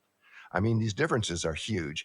And they're so huge that you can actually analyze a pail of milk and determine almost exactly how far along in her pregnancy the cow was when she produced that milk. So, Neil, does this mean that when you or I or our listeners drink a glass of milk or eat a scoop of ice cream or eat some cheese, we are getting traces of bovine hormones that surge during the cow's pregnancy? Yes, you're swallowing them with every glass of milk, every spoon of yogurt, and especially with the layer of cheese that's on a pizza, because that's where it's concentrated. And the dairy industry will counter this. They'll say it's not very much. There's only a trace. However, it's actually enough that the U.S. government will not allow any dairy to label their milk as hormone-free. Where this came up is there were dairies that said, we're not injecting our cows with bovine growth hormone. We can call our milk hormone-free because we're not injecting hormones in the cows. And the FDA has said, no, you can't label your milk as hormone-free. Milk has hormones in it that are made by the cow. And where this is most worrisome, I have to tell you, John, it's with breast cancer. There was a big California study that looked at women who had been diagnosed with cancer in the past, and those who consumed the most high-fat dairy, I'm thinking about cheese and butter especially, they had about 49% higher mortality of their cancer compared to women who generally avoided cheese. So I think we need more research here. For sure, we have learned a long time ago that this is the leading source of saturated fat. That's the bad fat that's hard on your heart. It's bad for the brain. It's leading to Alzheimer's. But also the hormones in dairy is something that you don't want yourself. You don't want to give to your spouse or loved ones. Your 7-year-old daughter, your 6-year-old son, should they be consuming traces of hormones in their food? And as you mentioned earlier, if you don't have enough fiber in your diet, then the estrogens that are circulating keep getting reabsorbed, keep getting recirculating. They don't get excreted as they should be. And I'm thinking it's not just dairy products that can contain sex hormones amongst the foods we eat.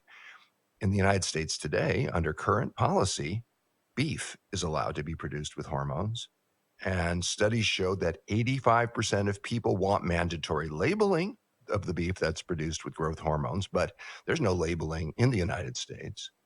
The European Union has banned beef from cattle who've been administered sex and growth hormones, including estradiol and progesterone and testosterone and a whole bunch of others. But these very, very hormones are currently allowed and commonly used in U.S. beef production. And I've been concerned about this for a long time, and I'm far from alone. The European Union has banned the use of these hormones. Samuel Epstein, then the chair of the Cancer Prevention Coalition and a leading recognized expert in food safety and health issues, Sam pointed out repeatedly that the beef produced in the United States is heavily contaminated with natural and synthetic sex hormones, and the very ones are associated with an increased risk of reproductive and childhood cancers. So what I want to say to you, Neil, is to me, this is an issue of great concern because I want our children, I want everyone in our country to have their hormones balanced. And I want their hormones to be in balance so that their equilibrium, so that their sense of being centered and grounded and clear in their bodies and minds and moods can be most fruitful. But I see that when beef unlabeled is produced with hormones that are banned in Europe, and cheese is carrying such high levels of hormones that it affects breast cancer survival rates. It affects breast cancer incidence. It affects women's menstrual periods. It affects their fertility and men's as well.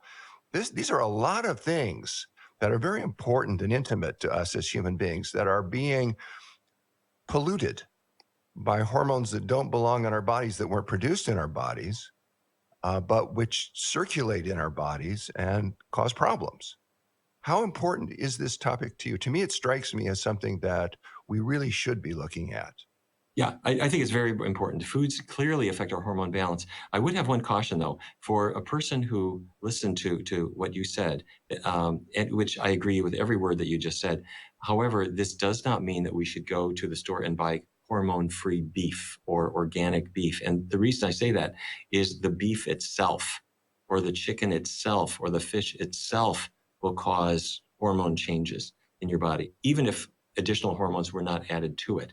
And the reason is because these animal products, they're not plants, they don't have fiber, they can't help your body to eliminate these excess hormones, and they are full of unneeded fat. And that appears to trigger the body to produce more of these. When we have tracked individuals' blood tests in people before and after diet changes and track different populations, what you can see is that simply introducing the animal products is associated with higher and more unhealthy hormonal levels, and a plant-based diet helps to moderate these hormone levels to a healthier level. And that in turn means less risk of cancer, less risk of hormone-related issues. So if a person says, I want beef that's produced without hormones, that's a little bit like going to the store and saying, give me those American Spirit cigarettes, the ones that are tobacco without additives. Same story. You know, I want to switch gears a little bit here. When people want to make a change to a healthier diet, and healthier forms of protein, plant proteins instead of animal proteins, they often run into the stigma about carbs that exist in our society. Now, when people eat highly refined carbs like added sugars and white flour products, and the processed foods in our supermarkets are filled with these kinds of bad carbs, this is damaging to their health. So carbs have gotten a bad reputation. But both lentils and lollipops contain carbohydrates, and they have a very different effect on our bodies. Now, Robert Atkins was the formulator of the famous Atkins low-carb diet, and that may be the most popular of these diets in history. When he died, there was a huge controversy, and you, Neil, were right in the middle of it. Can you tell us what happened? Can you tell us why you did what you did? And can you tell us what implications all this has for those of us who are wanting to make choices that are optimally healthful and who keep hearing that low carb is the way for everyone to go? Okay. Yes.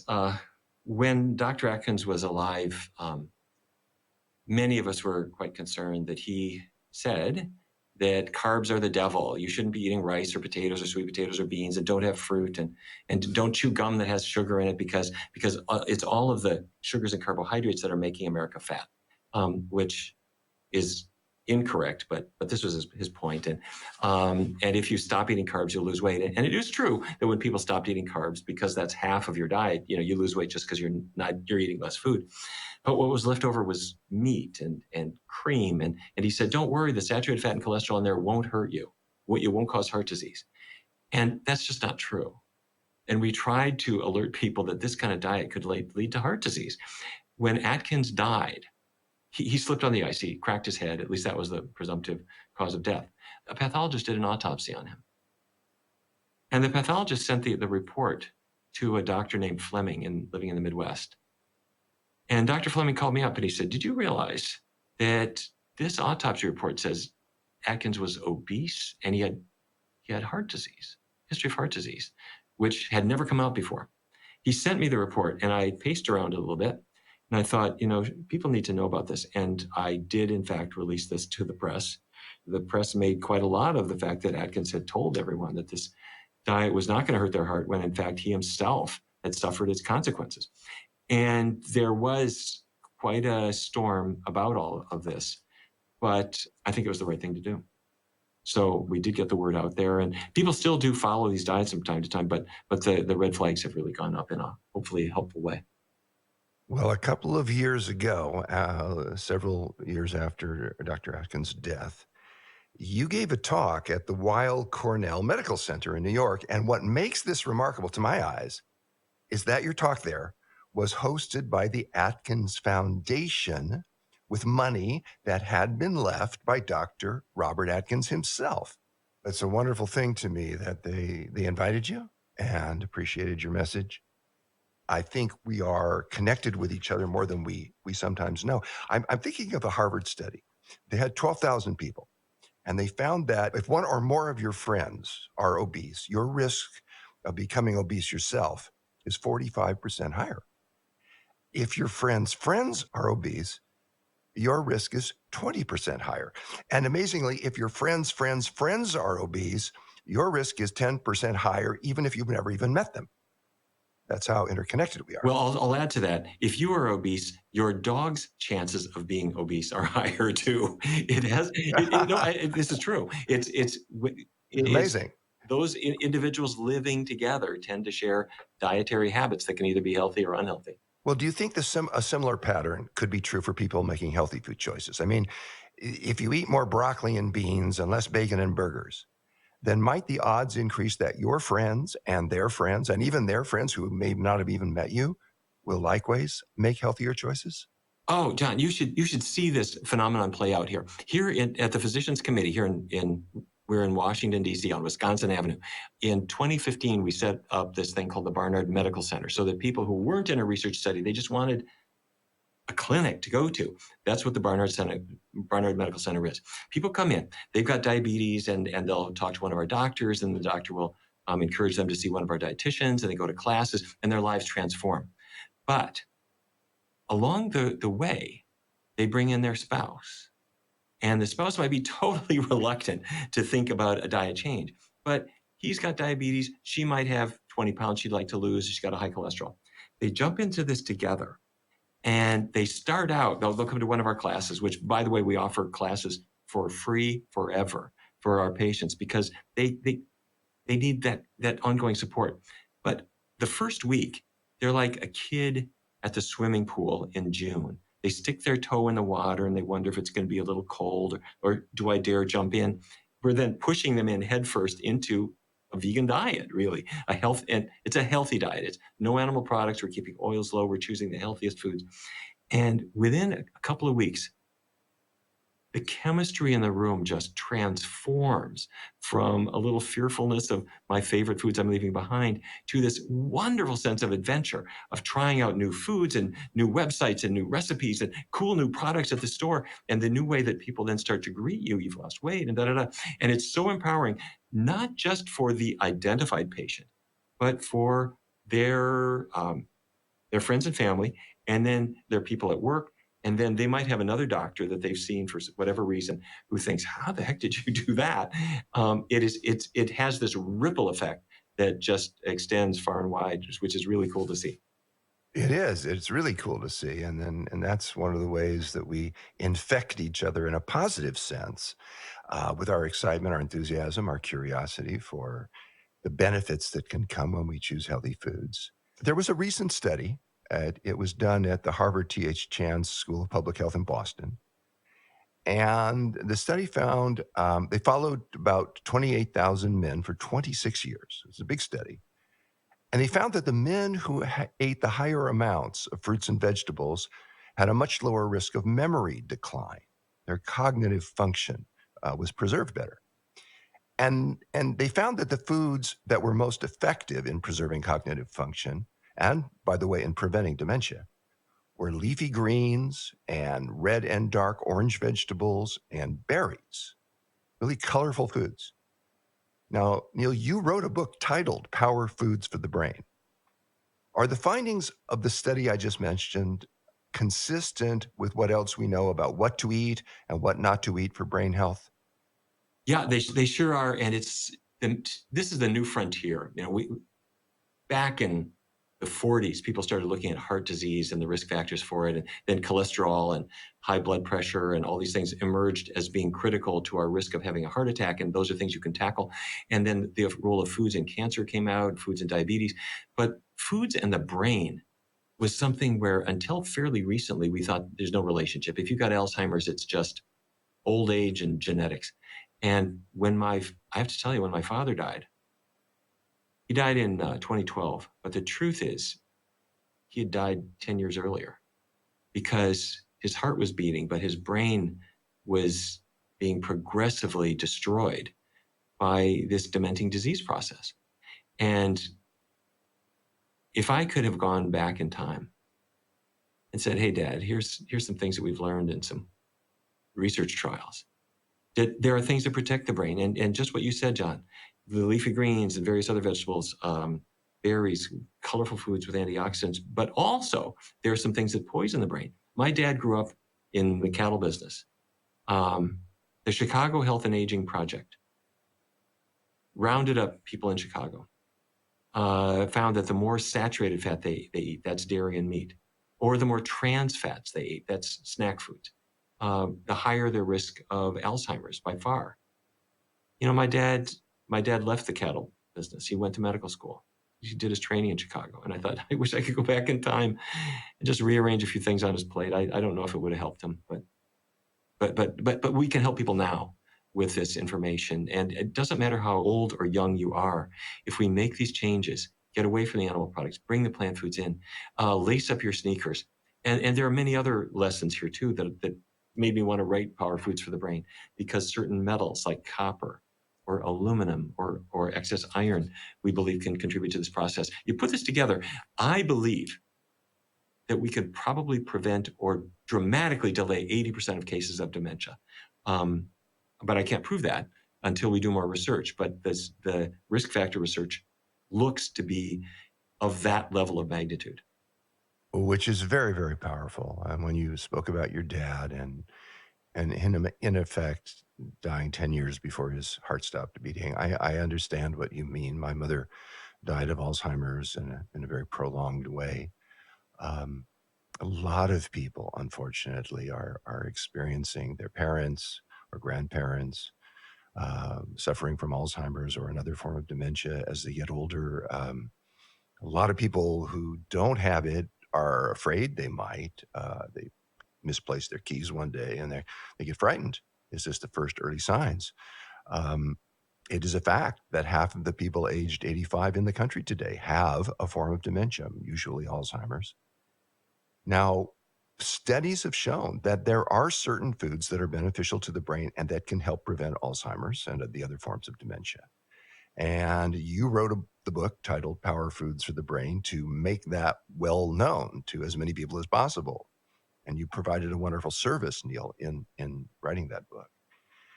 For our listeners now, if you were going to design an Alzheimer's prevention diet, something not for somebody who's 90 who has Alzheimer's, but for somebody who's 45 or 60 or 25, and they want to eat in a way lifelong, because we have two meanings to the word diet. One is a strategy, a short-term strategy to lose weight, but I'm talking about a diet in the sense of a long-term, ongoing, lifelong healthy eating plan. What would it include and what would it not? What would it emphasize? What would really be on in a lot of the meals, and what would not be in that diet? Okay, great question. The things that I would really emphasize, we touched on earlier, think about color.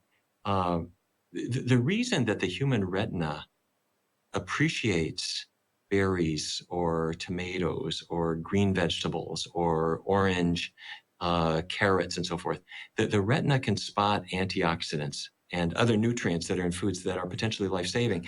And over the millennia, the human retina got more and more acute to the recognition of antioxidants in foods. You can spot beta carotene at 300 yards. That's the orange color in sweet potatoes and carrots. And you can spot lycopene, which is the red antioxidant in tomatoes and watermelons, and anthocyanins. The names aren't important, but that's what makes blueberries and grapes have the color that they have. Eat for color. Your brain is looking for them. And of course, we take those same colors and we put them in a candy bag now, but your brain is trying to tell you eat for color. Berries are probably top of the list. So eat the different colored berries, not the different colors of M&Ms, as I hear you saying. That is the point. Also, vitamin E-rich foods are helpful. Now, this is the nut and seed group. But because they can be fattening, it's pretty easy to knock down a whole can of dry roasted peanuts. What I suggest people do is have vitamin E-rich nuts like almonds, for example, or walnuts, but don't eat them whole. Put them in your hand, and if once they hit your fingers, that's more than an ounce. So just the amount that goes in the palm of your hand, and then don't eat them. What you do is you crumble them up and put them on your salad or put them on your pancakes so that you're using them as an ingredient. So colorful foods, vitamin E rich foods, avoid animal products because that's for all the reasons we've given, but they're very high in saturated fat. Avoid these junky baked snack foods, cupcakes and whatnot, which often have trans fats in them. Also, be careful about metals. Some nutritional supplements, multiple vitamins, have copper added and they have iron added. You're getting copper and iron in your foods. You should not have them in a supplement unless your doctor specifically guided you to that. And the reason I mention that is copper and iron are associated with dementia, as is aluminum. So those would be the keys regarding the diet. I would have two other quick points. Get exercise as much, the more the better, really, within reason. And at 10 o'clock at night, no matter how good your book is, even if it's my book, close it, turn off the light, and give your brain a rest. Because just like the rest of you, your body has to heal, your brain has to heal. And all the facts you've been throwing into it all day long have to get sorted out at some point. And going to sleep allows your brain to do that. So get plenty of sleep. You know, as well as wanting to retain cognitive function as we age, I think almost everyone wants to look good. We want to be attractive, or as attractive as we can be. And not many people understand that there's a relationship between the food they're eating and their appearance, the complexion of their skin, their overall vitality. And Neil, I've often seen a dramatic difference in the skin tone of people and in their level of vigor and vim when they eat a whole foods, plant strong diet with lots of vegetables and fruits. They look more radiant. They look more vital. Their skin improves.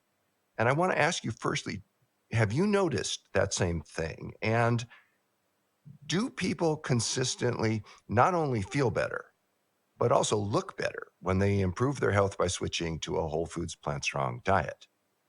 Well, I have to say, you and Ocean really radiate exactly what a healthy person ought to look like. And you have for as long as I've known you. So I think you've got that cornered. Well, thank you. And I'm sure your friends say this all the time, that youthfulness just radiates and continues. When people switch to a healthier diet, they do often report lots of changes. And first of all, they're trimmer, which is part of it. But often the sort of the oiliness of the skin will change. People often notice that their skin has a little bit different texture than it had before. I think there are all sorts of aspects of this that hopefully we'll know more about over time.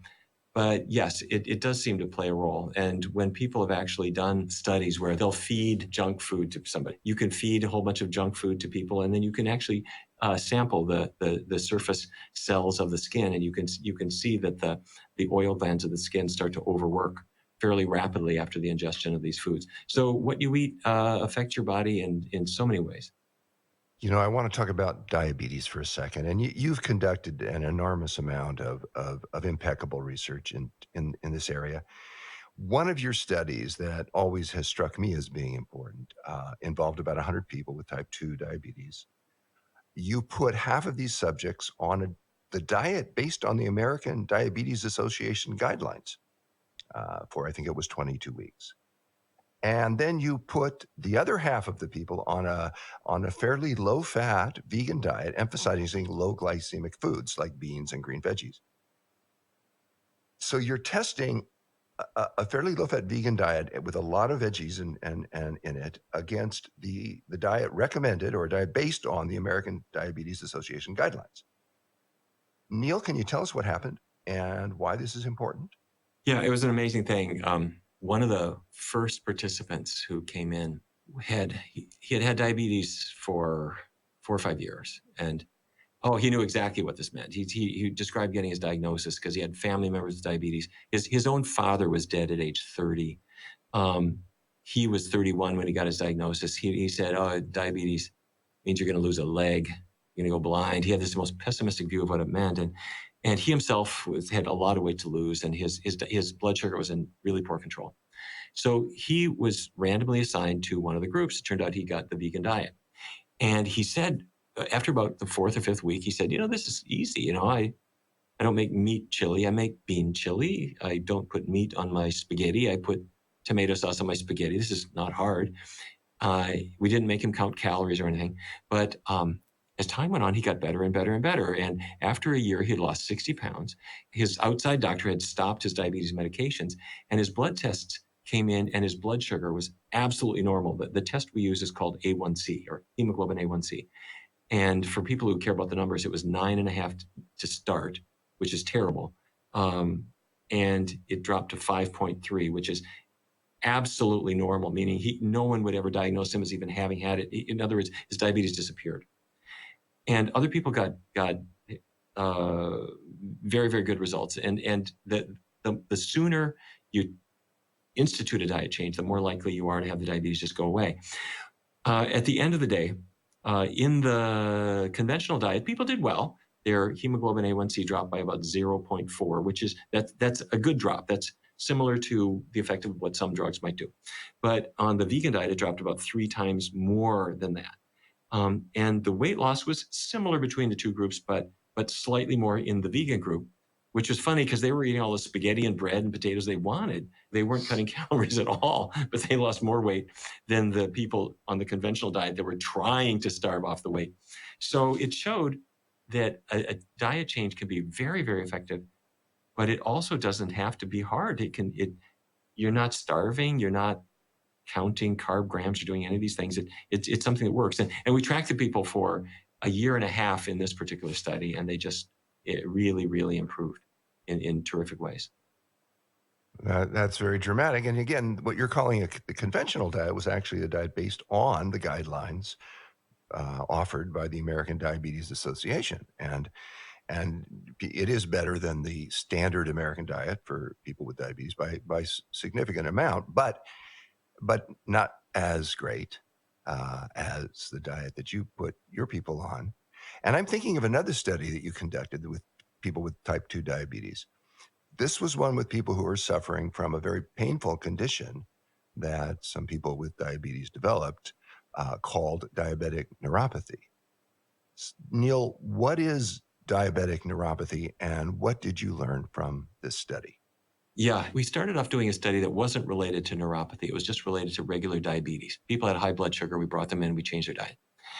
And after about 4 or 5 months, one of the participants came to me to tell me something. He had neuropathy. Neuro means nerves, and pathy means disease. Neuropathy means you've got diseased nerves. This persistently high blood sugar is torturing your nerves. And so the nerves of the feet, which is at the ends of these big, long nerves that go all the way down your thigh and down your calf and end up in your feet. Those nerves are being attacked. And so you're lucky if you're just getting numb. But if you're not so lucky, what happens is the nerves are misfiring and it feels like you're getting stabbed, or your nerves feel hot, or you get these tingling pains or pins and needles. And it got so that if he would lie in bed and the sheets would just touch his feet, it caused this agonizing pain. So the nerves are misbehaving. 4 or 5 months into the study, he came to me and he said, my neuropathy is gone. And I said, well, I'm so glad to hear that, that was such a problem for you at the beginning. And I'm so glad to hear that it's improving and your neuropathy is getting much better. He said, that isn't what I said. He said, my neuropathy is gone.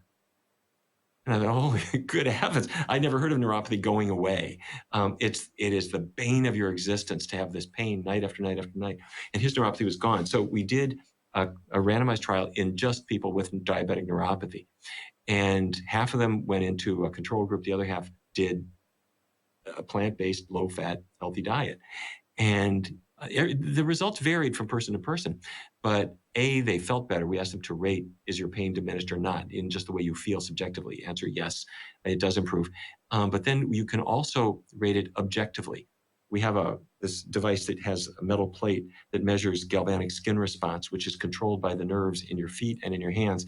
And so they take off their shoes and socks and they stand on this metal plate, and we measure their ability to produce perspiration, which you have to have healthy nerves to make that happen. And you can quantify it. And you see in the control group that was not getting the diet intervention, they were just getting worse. Whereas in the vegan diet, it was getting slightly better over time, bit by bit by bit. So moral of the story, I don't care how long you've had diabetes.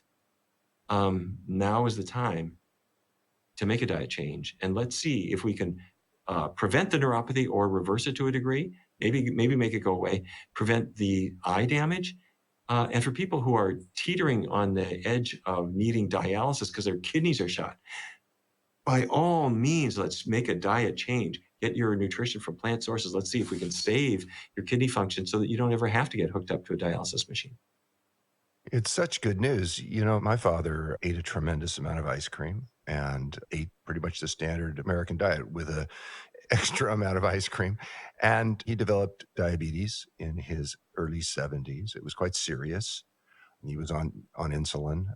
And even with the insulin injections, his prognosis was poor. He was told that he could look forward to the amputation of a foot or even a leg. His eyesight was going. It was a very serious condition. And he changed his diet dramatically. He went on the kinds of diets that you and I talk about all the time, lots of fruits and vegetables. He was eating whole grains. Then instead of white flour products, he stopped eating desserts. He stopped eating ice cream, which was a remarkable thing for him. And he soon enough wasn't dealing with the prognoses, these tragic prognoses that they were saying, well, things are improving. We don't see that in your future. And then soon enough, he didn't even need an insulin anymore. And he was now taking diabetic pills. And then soon enough, he didn't need those anymore. And he lived 20 more healthy years without diabetes. It seems to have gone into remission from his food choice changes. That's the only thing he changed was his diet. And when you see this in my own family, when I see this happening amongst your research subjects, when I see it happening in the lives of millions of people, and hundreds of whom write us and tell us about the changes they made and the results they got and how much better they feel, and how much more optimistic they are about their lives now going forward, it fills me with something. It's heartwarming, it's humbling, and it's inspiring. And Neil, this is work you and I have been doing for a long time. And I want to tell you, it's always a great pleasure for me to speak with you and to learn from you. And there are hundreds of thousands of people listening to us right now. Is there anything more you want to say to them as we conclude this conversation? Well, maybe just one last thing. The body is a fragile thing, and things will happen to us even if we've been on a perfect diet. And yet we don't want to accelerate those things or invite maladies into our lives if we don't have to. And when we learn how foods can help us to heal, I think the most important thing is not just to take advantage of that, but to make some noise about it and spread that life-saving message to other people.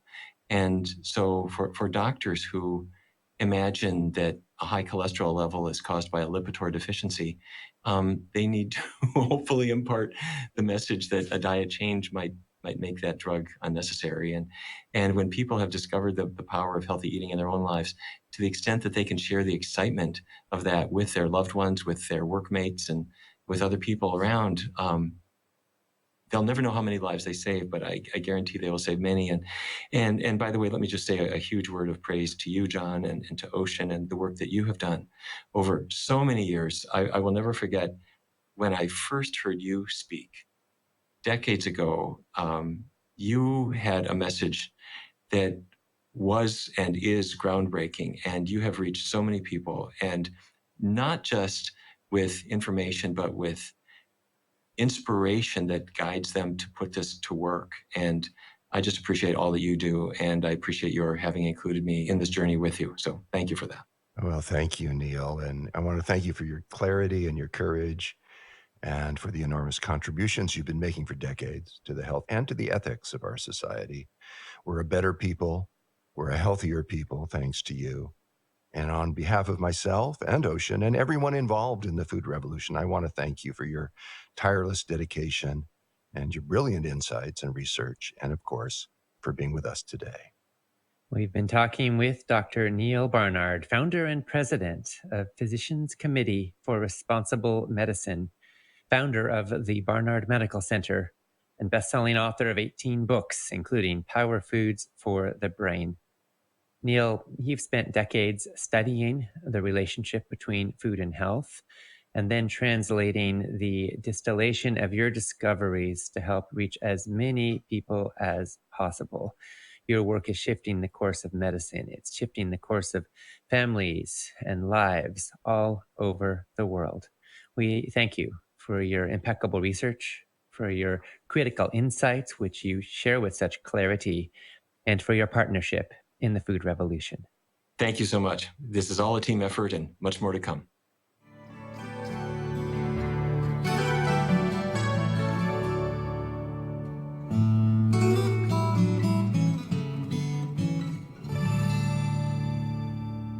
Thank you so much to Dr. Neal Barnard and to my dad and colleague, John Robbins, for that extraordinary conversation. To express your opinions on what you've been hearing and to find out what others are saying, post and engage in the comments section on our broadcast page. Make sure to refresh the comments using the button you find there so you can see the most recent ones that have been shared. Our next presentation will be an interview with Dr. Joel Fuhrman. It will start at the top of the hour in about 7 minutes from now. Musa Sarari said, "Hi everyone, I want to make my story very short. I have read Dr. Neal Barnard's program for reversing diabetes.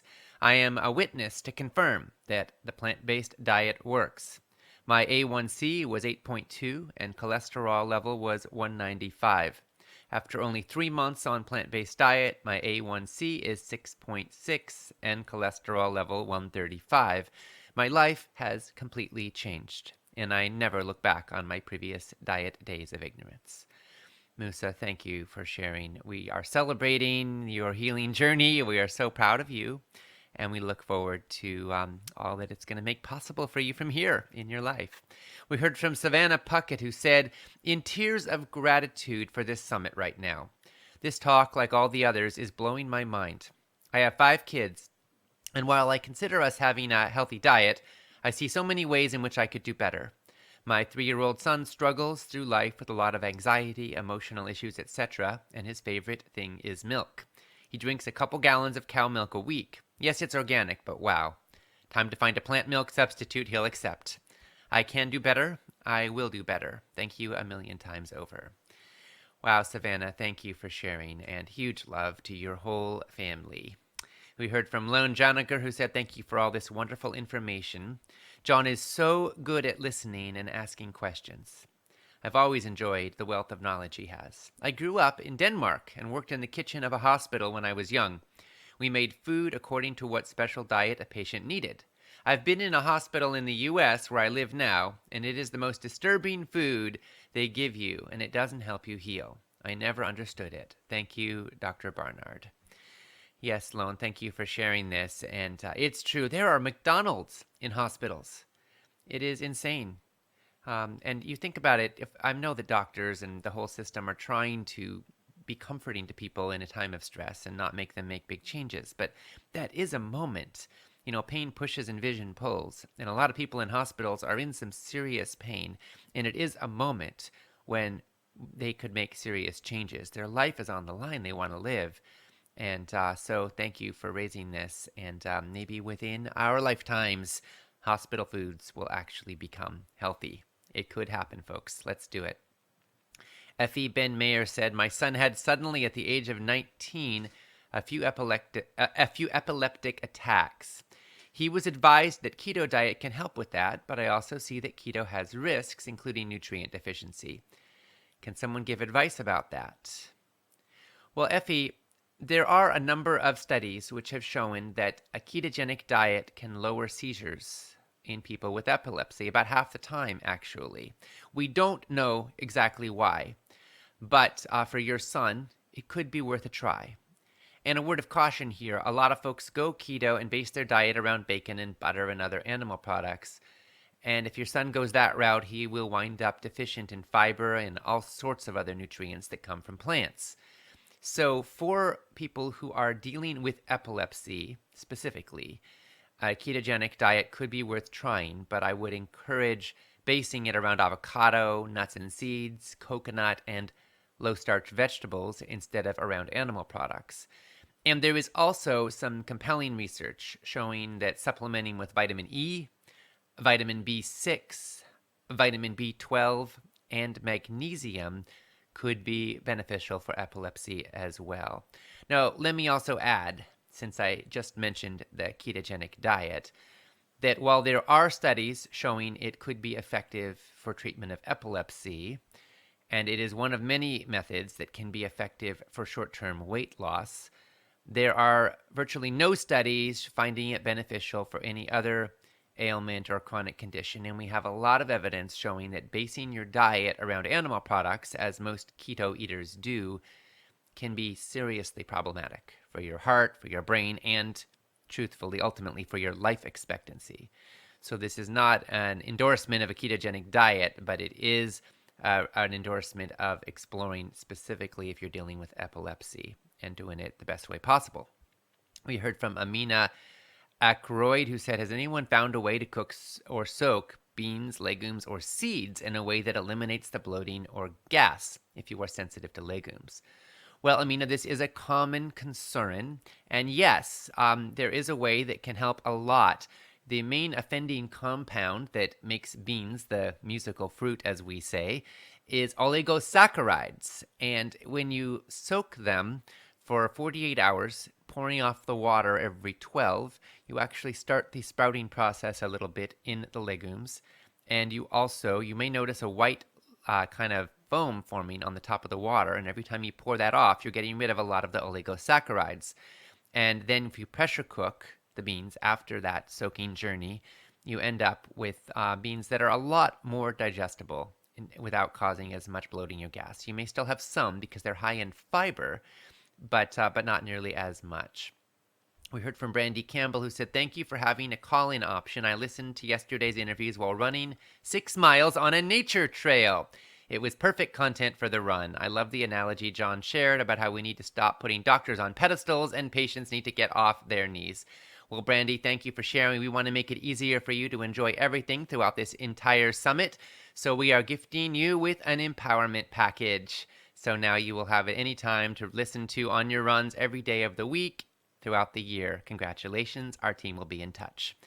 In a moment now, you will hear us on the line with New York Times bestselling author Dr. Joel Fuhrman. But first, a 1-minute video about the Food Revolution Network mission. Here we go.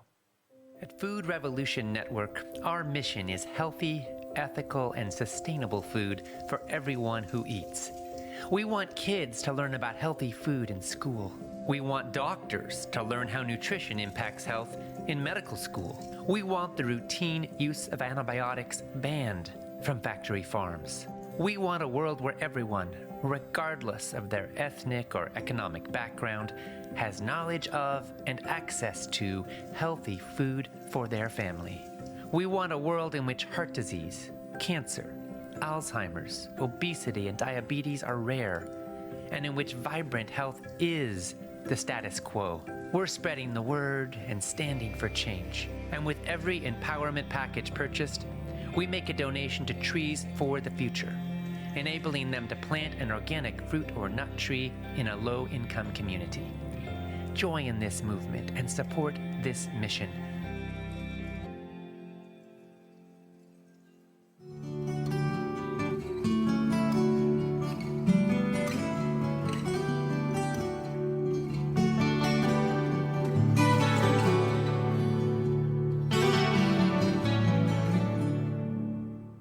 Welcome to the Food Revolution Summit, where we explore how you can heal your body and your world with food. This is Ocean Robbins, and I am joined by my dad and colleague, John Robbins, in welcoming our guest, Dr. Joel Fuhrman. Dr. Fuhrman is a board-certified family physician and a researcher who specializes in reversing disease through excellent nutrition. He's the million-copy New York Times best-selling author of many books, including The End of Dieting and Fast Food Genocide, and he's a wildly popular host of numerous PBS specials.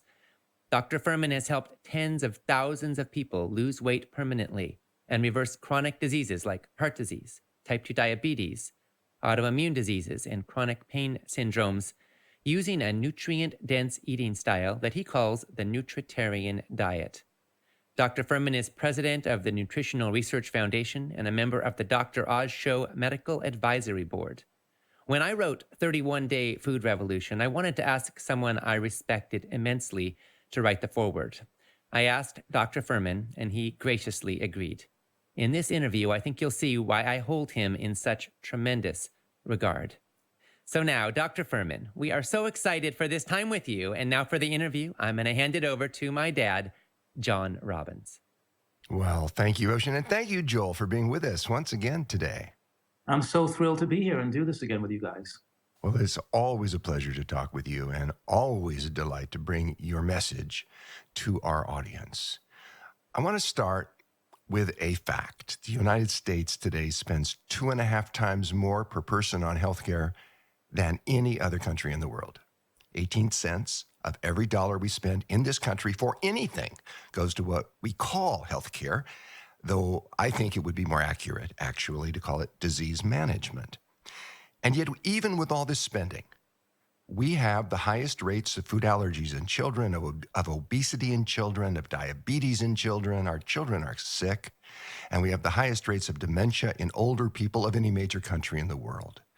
When it comes to life expectancy at birth, we rank 42nd in the world, far behind countries that spend less than 1/10 of what we do per person on what we call healthcare. Joel, behind all this data is an enormous amount of human suffering, most of which really could be prevented. Is this what motivates you, Joel, to do the work you do? And what is it about the work you do that you love the most? Well, absolutely. The idea that we have so much human tragedy that's occurring all around us that's so needless, it's ever though more so tragic. It didn't have to happen. You don't have to have heart attacks and strokes and get all this cancer. It's crazy. But I think what motivated me the most was actually the joy and personal reward I see from people transforming their health. That with the right type of scientific information, the right type of motivation, the right type of artistry and in convincing people and educating them and showing them how you can make healthy foods taste great, removing the obstacles to their food addictions and healing, and watching people make these health transformations. So they're suffering asthmatics, waking up in the middle of the night, can't breathe, or they have rheumatoid or psoriatic arthritis or lupus with going into kidney failure or autoimmune hepatitis or advanced heart disease.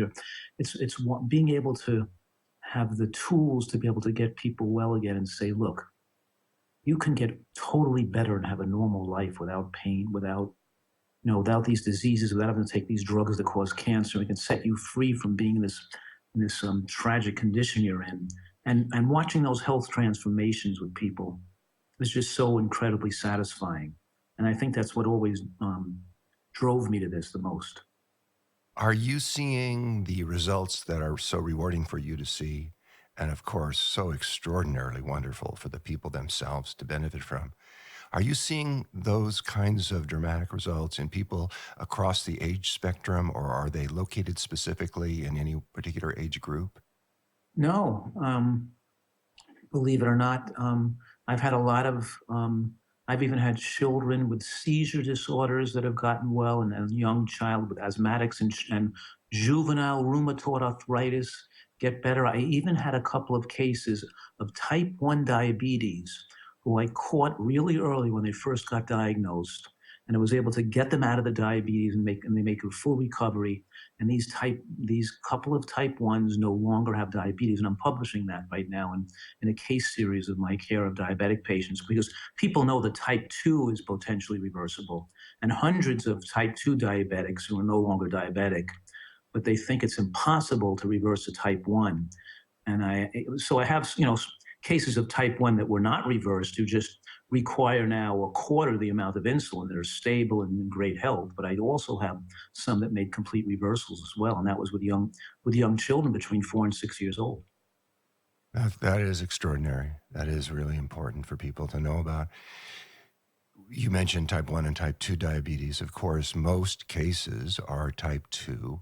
We used to call type 2 diabetes, used to have a different name. It was called adult onset diabetes. And one of the reasons it was called that is it was never seen in young people. It was always seen in older people. But we are seeing it now increasingly in younger people, are we not? Oh, yeah, of course. We're seeing the diseases that we only saw in the elderly, we're seeing at younger age since the advent of I call it the Frankenfood revolution, fast foods. And, it used to be years ago where, you couldn't get the foods that we eat today. And we have a whole population of people raised since birth on fast foods and junk food. So it's really exacerbating and speeding up the disease process. And we're seeing it happen so much younger. 100 years ago, we only had 1 in 100 Americans were mentally ill. Now it's 1 in 5 are mentally ill. The point I'm making is that people don't make the connection between what they eat and their brain function, how it dummies down people's intelligence, leads to attention deficits, lowering their creativity, taking away their memory, poor performance in school, lowers people's economic potential, and of course, being the gateway drug to more serious drug abuse. As you overstimulate the brain with sweets and calorically concentrated calories, you become dopamine insensitive and you start looking for more dopamine stimulation, and whether that's alcoholism or drug addiction or opiate addiction. So what I'm saying right now is there's a link between major depression, other mental illnesses, and processed foods, commercial baked goods, and fast food. And there's a close link between candy and those foods and later life criminal behavior and drug abuse and drug addiction. And this is not talked about. As you're talking about the consequences of our diet on our mental health, emotional health, as well as our physical health, I'm thinking of the fact that major depression and addiction and all the other consequences of fast food consumption may be more ominous on our children and grandchildren.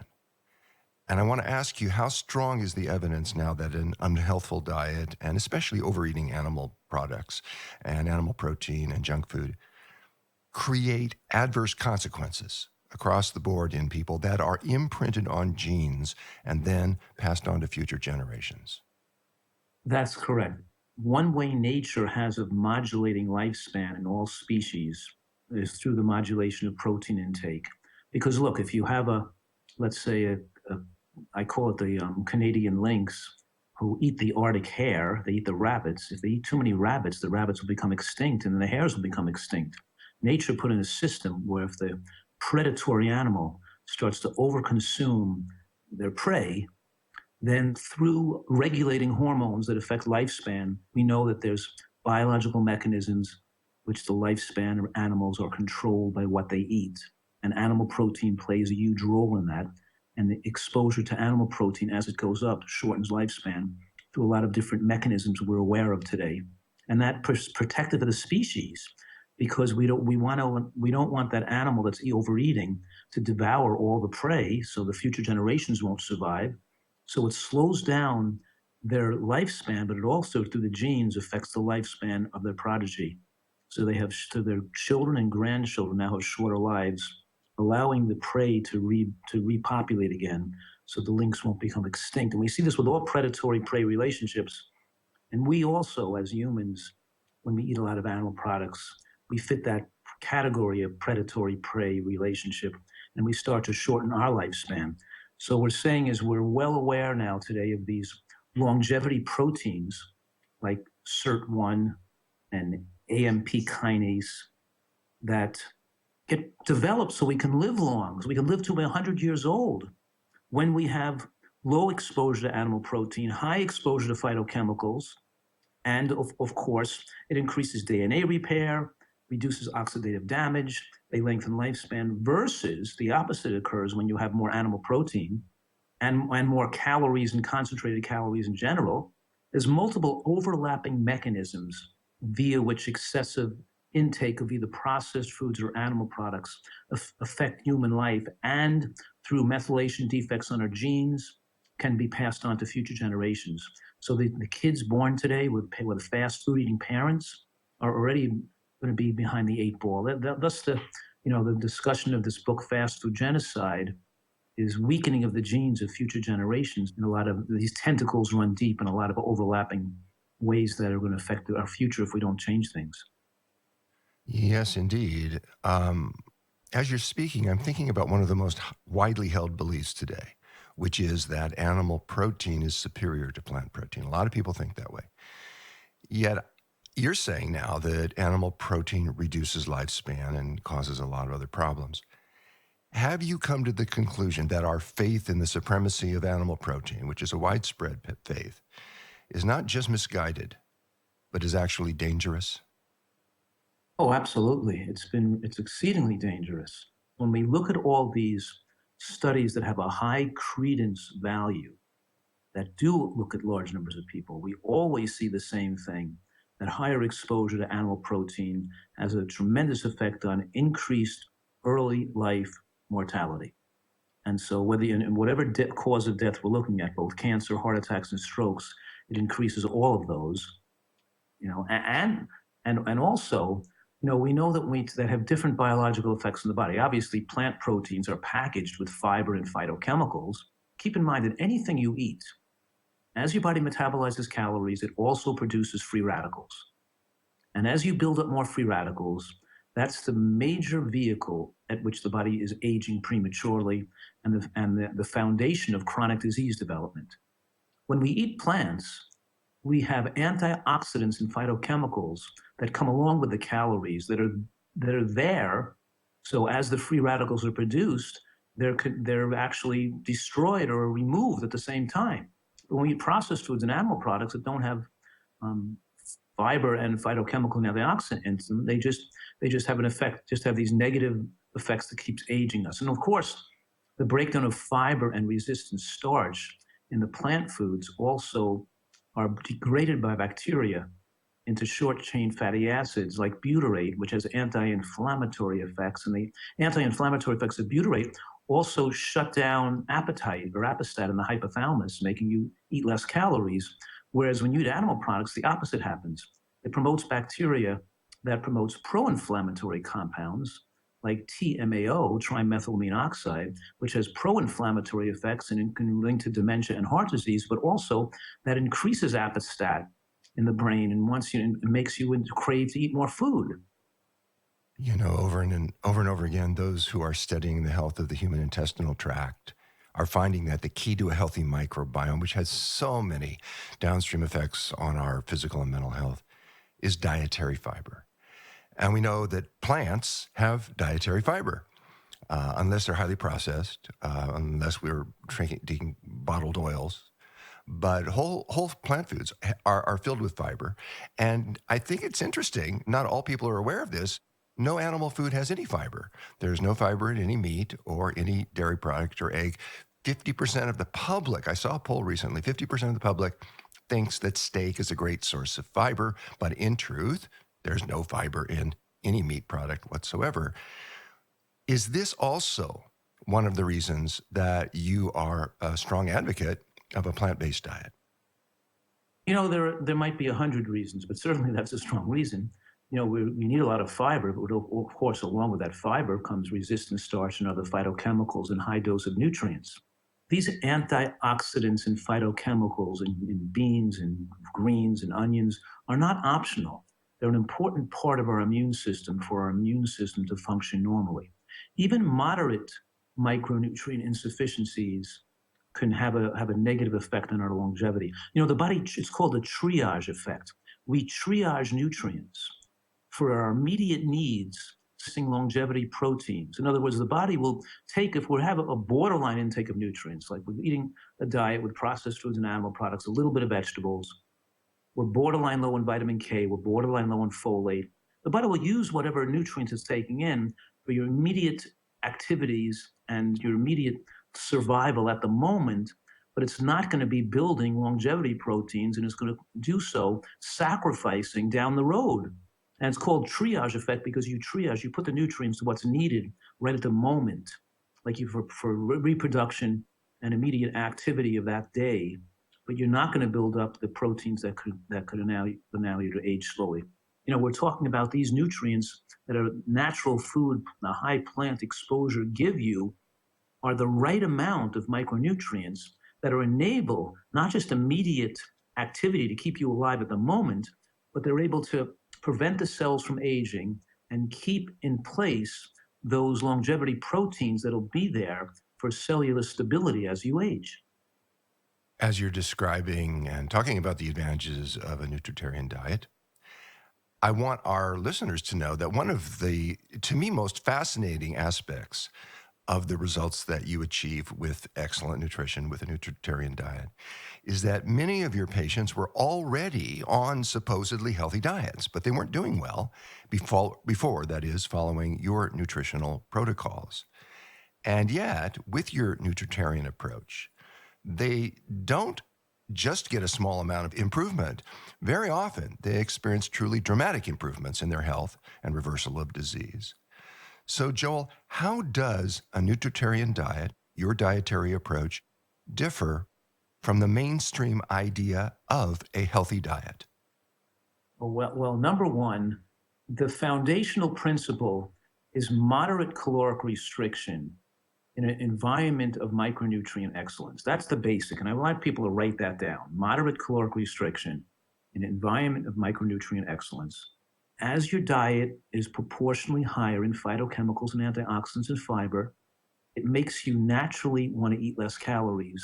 So it's the natural regulator of our apostat, keeping us moderately caloric restricted without any effort, because then we get in touch instinctually with the amount of calories we need when our diet is otherwise excellent. We don't see obese deer and squirrels and rabbits running around in the woods. They know exactly how much food to eat, and so do we. So would we when our diet is proper, and it becomes almost impossible to control our calories. We become a calorie-consuming monster when our diet is deficient in nutrients. So all these little parts of the puzzle mesh together to make this work. Some of the overweight people in our culture, I see them as actually nutrient starved. It's kind of counterintuitive because they're obviously taking in a lot of extra calories. But if their nutrient per calorie ratio in their diet is very low, then even with an excess amount of caloric consumption, they aren't getting the nutrients, they aren't getting the phytochemicals, they aren't getting the substances they need to be optimally healthy at all. In fact, they're in deficiency states in a lot of cases, and hence they go and eat more, trying to get the nutrients that they so deeply need, but they aren't in the food they're eating. And I think that we sometimes judge these people, but actually they are, from a nutrient point of view, they're starving. Exactly. When you're taking calories without nutrients, I mentioned earlier, you build up free radicals, but you also build up advanced glycation end products called AGEs. And what I'm saying here now is this combination of reactive oxygen species, the free radicals, plus the AGEs, start to be released. The body tries to remove them and repair them and get rid of the toxic waste products, but it can only do that in a non-feeding state when we're not digesting food. While food is coming in, the body can't repair and remove toxins. And what happens is people stop eating, they stop digesting maybe 2 hours after a meal, and they start to feel shaky and weak and fatigued. And now they have to eat again because they don't tolerate the way they feel when they're detoxing or withdrawing from their unhealthy, low nutrient diet with the excessive buildup of free radicals and advanced glycation end products. So it's almost like they're hypoglycemic.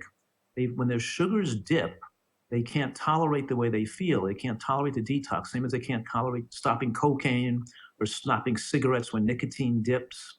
And they have to keep eating food to feel okay. So one mechanism via which people overeat is to stay out of the non-digestive phase, which I call the catabolic phase of the digestive cycle. And people don't tolerate staying in the catabolic phase. They feel too ill when they're not digesting, so they got to keep eating all day long. A few years ago, you created the ANDI score for foods. ANDI, A-N-D-I, stands for Aggregate Nutrient Density Index. And the ANDI scores give us a quick and easy way of assessing how many valuable nutrients per calorie a particular food contains. The underlying assumption is that the health value of a food can be approximated by how many nutrients it contains per calorie. Now, among the foods with the highest ANDI scores, many belong to the cruciferous family of vegetables, sometimes called the cabbage family. And these include kale and mustard greens, collards, bok choy, watercress, Brussels sprouts, cabbage, broccoli, cauliflower, arugula, and many, many more. Joel, What is it about these vegetables in this particular family, the cabbage family, that make them so uniquely beneficial to our health? On our genes are segments called the ARE, or antioxidant response elements, that are responsible for removing free radicals, increasing DNA repair, and actually removing toxins. And the cruciferous, the isothiocyanates, the ITCs derived from cruciferous vegetables, are the major fuel that permit the ARE to function at its full level of activity. Without those, it's hard for them to function normally. And the ARE, when functions fully, is actually able to suppress abnormal sites of the DNA that could. So some people inherit genetic defects or gene weaknesses that predispose them to cancer or certain diseases.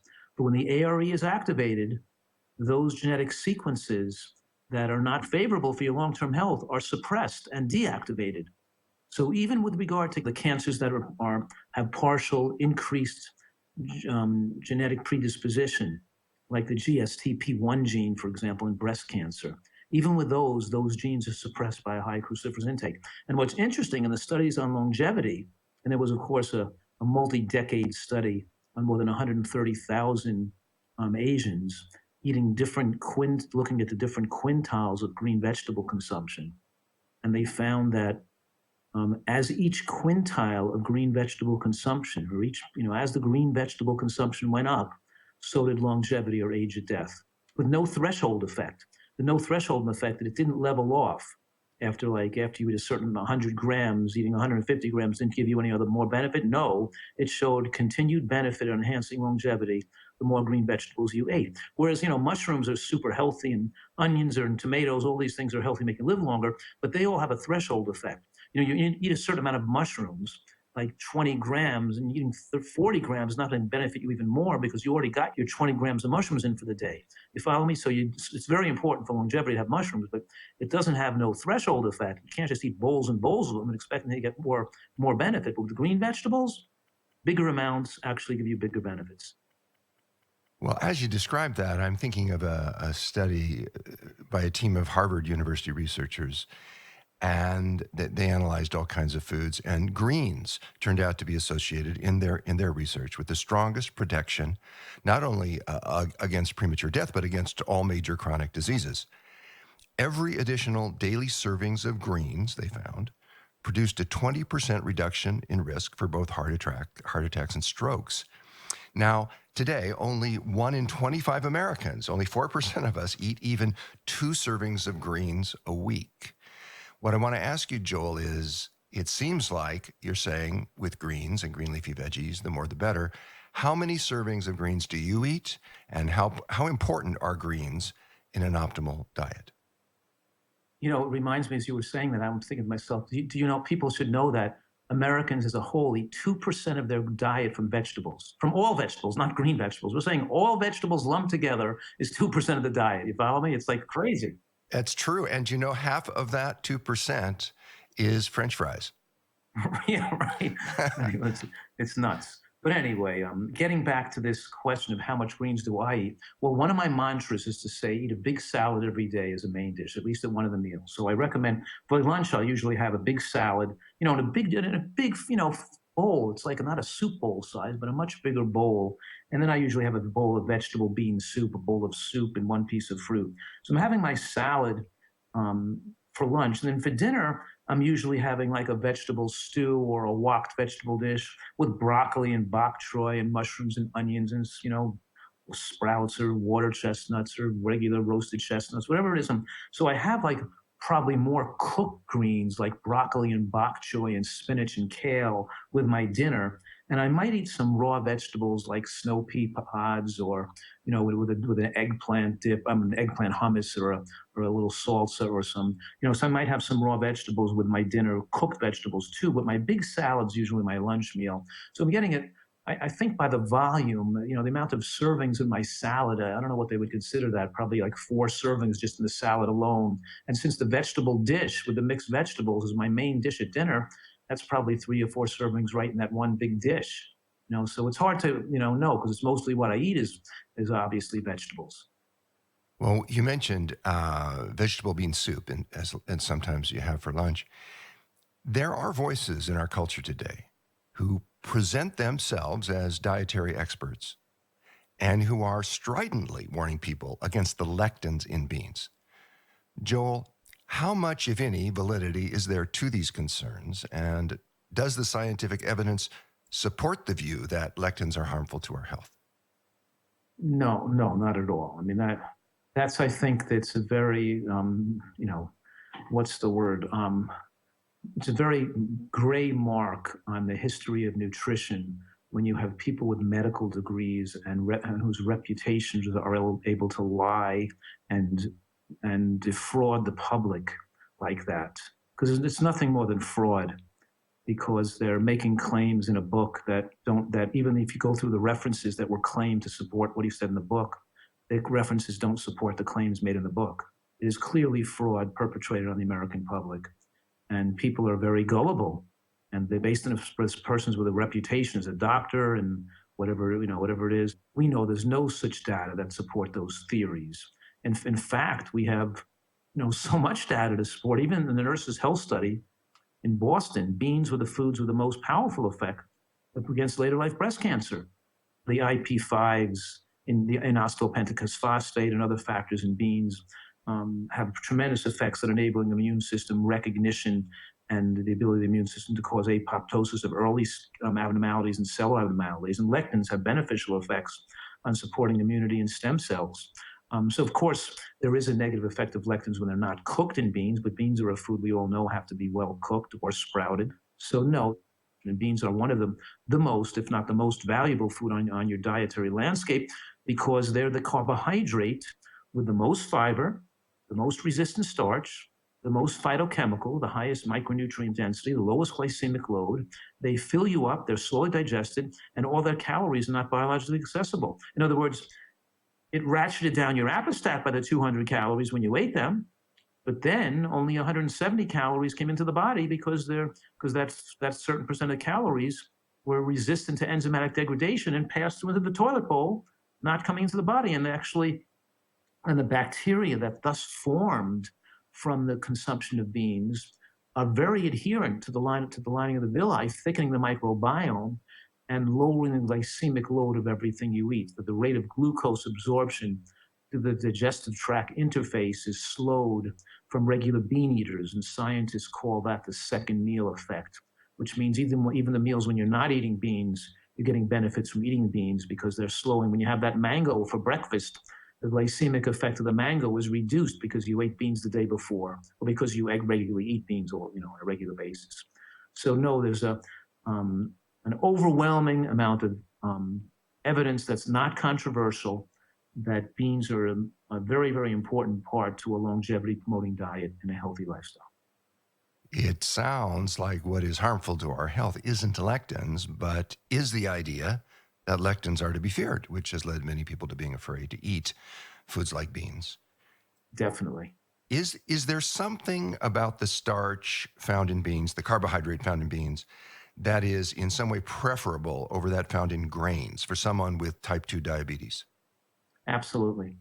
The starches in beans are called slowly digestible starches. They inherently take longer to break down into the bloodstream. So when carbohydrate calories are coming in at 2 calories a minute instead of 20 calories a minute, your body doesn't have to produce much insulin. And of course, they're not spiking your glucose, but there's no pressure on the pancreas to overproduce insulin. Number 2, the resistant starches in beans fuel the growth of the healthy bacteria that thicken that biofilm, lowering the glycemic effect of everything you eat. So now that's not a bean even. So the combination of, if we're adding up the fiber, the resistant starch, and slowly digestible starches, beans run away with the race. They're miles ahead of every other food. And we can rate carbohydrates on a hierarchical scale of quality. And black beans and red beans are right at the top of that hierarchical scale. So beans become the most preferred carbohydrate source for an overweight person or for any person looking to live longer and live healthier. You're reminding me of the research of Dan Buettner, the National Geographic explorer who has studied the blue zones, the world's most healthiest places, the locations where people live the longest and healthiest lives. And he has found a common denominator, actually a series of them, in these locations, although they're spread throughout the world. And that is they eat a lot of beans. And he has said that if we were to eat more beans, we would live longer and healthier lives, categorically. And yet there's been a lot of controversy about one particular bean, that's the soybean. What is your view, Joel, of soy foods? Well, in general, I am an advocate of people eating unprocessed foods as natural as possible. So, I think edamame is a fantastic food, and I even think tempeh is a very good food. Soy milk and tofu, I think you should eat more moderately because they're more processed, because the fiber is taken out of them. The edamame and the tempeh have the full fiber there. And then as you go from tofu and soy milk down to further processing, like isolated soy protein or fake foods made of soy, then I consider them to be processed foods, or refined processed foods that shouldn't be part of a healthy person's diet. So the answer is that soybeans are a healthy bean that are linked to lower rates of cancer and enhance longevity and give us a lot of great benefits. But then we should try to eat, if we can, all of the food we eat, some of the food in the unprocessed state. And as we're using tofu and soy milk, they're still healthy items, but they're not as healthy as fully unprocessed foods, and those should be more moderately consumed. Well, thank you for that clarity. I'm thinking back to some of the discussions you and I have had over the years, and we've spoken frequently about some of the downsides of eating very low-fat diets. And we've mentioned the reality, for example, that healthy whole food fats, such as those found in seeds and nuts, boost the nutrient absorption from other foods in the same meal, particularly fat-soluble nutrients. Now, seeds are miracles. They're nature's way of perpetuating the plant life of planet Earth. And they also have stellar scientific record in terms of protecting our health and prolonging our lives. Joel, what are the benefits of eating seeds, and what particular seeds do you recommend? And also, do nuts provide some or all of the same advantages? Right. Well, that's important that you brought that up, because I think to clarify that when you eat a salad with these anti-cancer nutrients in it, you absorb 100 times more of the anti-cancer phytochemicals when you have some fat in that meal. 100 times more, not twice as much. So most of those anti-cancer phytochemicals become not absorbable when there's no fat in the meal, when there's no added fat from nuts or seeds. And by the way, all these meta-analysis, these high credence studies, like the Adventist Health Study, and show, because we have the meta-analysis of numerous studies with more than 350,000 individuals, more than 44,000 deaths, so that eating nuts, one serving a day, nuts and seeds, decreased all-cause mortality by about 30% and cardiovascular mortality by 40%. That's huge. Then we had the Adventist Health Study 1, published in 2001, that showed that the vegans not eating nuts and seeds had a shortened lifespan, and even those who ate some animal products who ate nuts and seeds had longer lifespan than the non-nut eating vegans. And then we had the Adventist Health Study 2, published in 2018, which followed on more than 81,000 individuals, with thousands of deaths, showing that the group, and we divided the nut or seed intake into 5 quintiles, and the group with the highest intake of nuts and seeds had a 40% lower cardiovascular death rate compared to the group with the lowest intake. Because we think oil is bad and animal fats are bad, doesn't mean that nuts and seeds are bad. They're actually should be our major source of fat. And then to go on to your next question, is seeds in particular are a nutritional powerhouse that are higher in minerals than nuts generally are. They're also very high in sterols and stanols that have anti-cancer and LDL cholesterol lowering effects, especially against oxidized LDL. But the lignans also, the lignin containing flax and chia and sesame, the seeds also contain special powerful anti-cancer effects that modulate estrogen production and reduce the ability of estrogen to stimulate breast and prostate tissue, leading to prostate cancer. So we have a tremendous benefit of multiple mechanisms, just like with beans. They're trying to exclude beans, making people afraid of eating beans is not good for people, and making people afraid of eating nuts and seeds for their fat content is also a tremendous mistake in this evolution of nutritional science. You know, you mentioned flax and chia there for a moment. I have a dedicated coffee grinder on my kitchen countertop that I don't use for grinding coffee. I have a different one for that. But I use that one, the dedicated one, to grind flax seeds and chia seeds. And I do that every couple of days. I grind them into a powder, keep them in the fridge, and sprinkle them on all kinds of foods.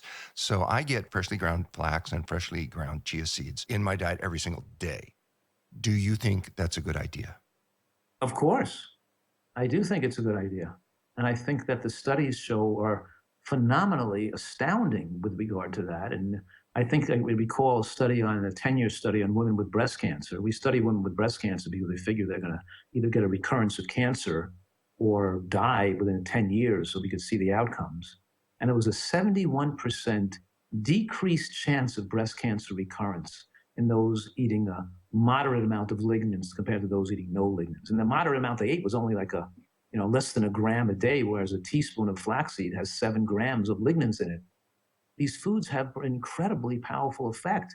And when you synergize them, in other words, when you eat all the G-bombs, we're talking about the greens, the beans, and the onions, and the seeds, that's when the magic happens. And this is the secret. We're talking right now, we're putting together all the fingers of the dietary portfolio that enables us to win the war on cancer in America. We have the knowledge. I always say we've landed the man on the moon already, which means that we already have the knowledge to win the war on cancer, but people don't like what we found. They don't want to eat vegetables. They're looking for a magic pill they can take. They can smoke 3 packs a day and not get lung cancer, or eat pizza and hot dogs and donuts and not get breast cancer. It's like a fairy tale that never can happen. They're not founded in reality and science to realize that we have the answer today. We can stop all this tragic deaths, and we can also make it taste great too. We can make it taste great too. We can give people better mental health, less depression, higher moods, more inspiration in their lives, more creativity in their lives. They can give to the people they love from a cup that is full instead of from a cup that is empty. It is extraordinary how much is to be gained by this approach of an optimally healthy diet, of a nutritarian approach. Now, a moment ago, you mentioned G-bombs, and they are at the heart of the nutritarian diet. So can you, for our listeners who may not have heard of this before, explain exactly what you mean by the phrase G-bombs? Right, GBOMBS, right? So it's six letters: greens, beans, onions, mushrooms, berries, and seeds, which we're talking about today, as foods that have the most scientific documented evidence for their anti-cancer and longevity-promoting effects. And we try to construct a dietary portfolio that includes all these beneficial foods simultaneously in your menus, so you get the maximum effect of these benefits from these foods to extend human lifespan and benefit from these advances in nutritional science. Well, those are, I want to say them again, G-bombs, what they stand for, because these are the food categories, really, that are the essence of what we should be eating to live optimally healthy lives and to have not just optimally healthy physical lives, though that is very important, but as well optimally healthy mental lives and emotional lives and spiritual lives, I would say. Because I think when we eat these kinds of foods and eat the foods that feed our cells the nutrients they really need to function optimally, we then have more capacity for empathy and compassion. We have more capacity to live according to our higher nature and our higher selves, and to think higher thoughts and putting them into practice in ways that are effective. Would you agree with me about that? Absolutely. And I'm not saying all we eat is G-bombs, but we certainly are aware of trying to include them in our diet each day. I mean, obviously, I'm going to eat some parsnips and quinoa, and squashes and, and other foods, of course, that peas and all kinds of foods that aren't in the G-bomb category. But we want to keep them in the forefront of our minds, so we remember to include these most powerful protective foods in our dietary portfolio. Well, one of the G-bombs is onions. And that, of course, refers to the whole family of onions, garlic included, leeks, chives, scallions, shallots. Now, many people use these vegetables for their flavor, as a flavoring. But I hear you saying and writing that the vegetables in this family, the onion family, also have powerful beneficial effects on the cardiovascular system, the immune system, that they are anti-diabetic and anti-cancer.